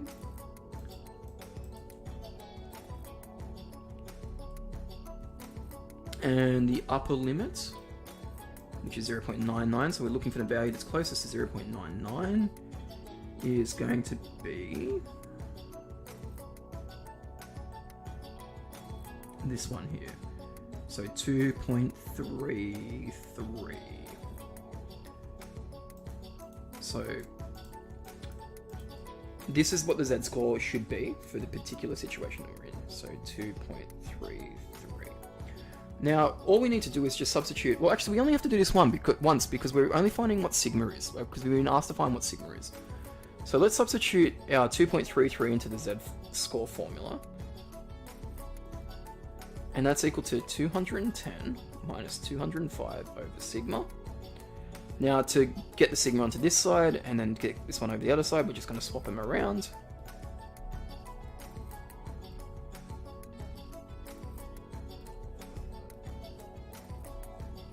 Okay, and we'll pop this into the calculator and see what we get. So 210 minus 205. Oh, it's 5, that's convenient, because that was too hard for me to do in my head. 5 over 2.33 gives us 2.14. So the standard deviation is 2.1, or 15, if you round it to two decimal places, like it says it do. So 1.459, blah, blah, blah, which is equal to 2.15. And if you did the same thing for these numbers here into this equation on this side, you should end up with the same thing. Okay, it is 4:05, so that means I have been streaming for close to 4 hours now, and my throat is actually going to hate me after this, especially now that I'm going to go do some tutoring for some students in my class for Extension 2. So my brain is already fried, and I'm about to fry it even more. So with that being said, or ex-students I should say, with that being said, I want to thank everybody who's tuned in the last few days, all the people who've subscribed, and all the people who have shared the content to their friends and other peeps. If you want to keep in contact with me, like I know that you don't need to after this channel, after tomorrow, I'll be doing some Extension 1 stuff over the next week, but they're not going to be as long, maybe 2 hours a day for 3 days, so Tuesday, Wednesday, Thursday. So if you keep an eye out on those days, I'm going to look at what exams are on over those days, so I don't sort of try and double up with some of the bigger topics like commerce and, you know, like all the, I don't know what the timetable looks like if I'm honest, but I'm going to try not to double up with anything. But if you would like to keep in contact with me and hang out with me later on, which is a bit weird, I know, because I'm just some guy who's been teaching you maths. I've got a gaming Twitch channel if you want to check that out, twitch.tv/Marek1343. It's pretty cool. Play games. It's good fun. Talk smack.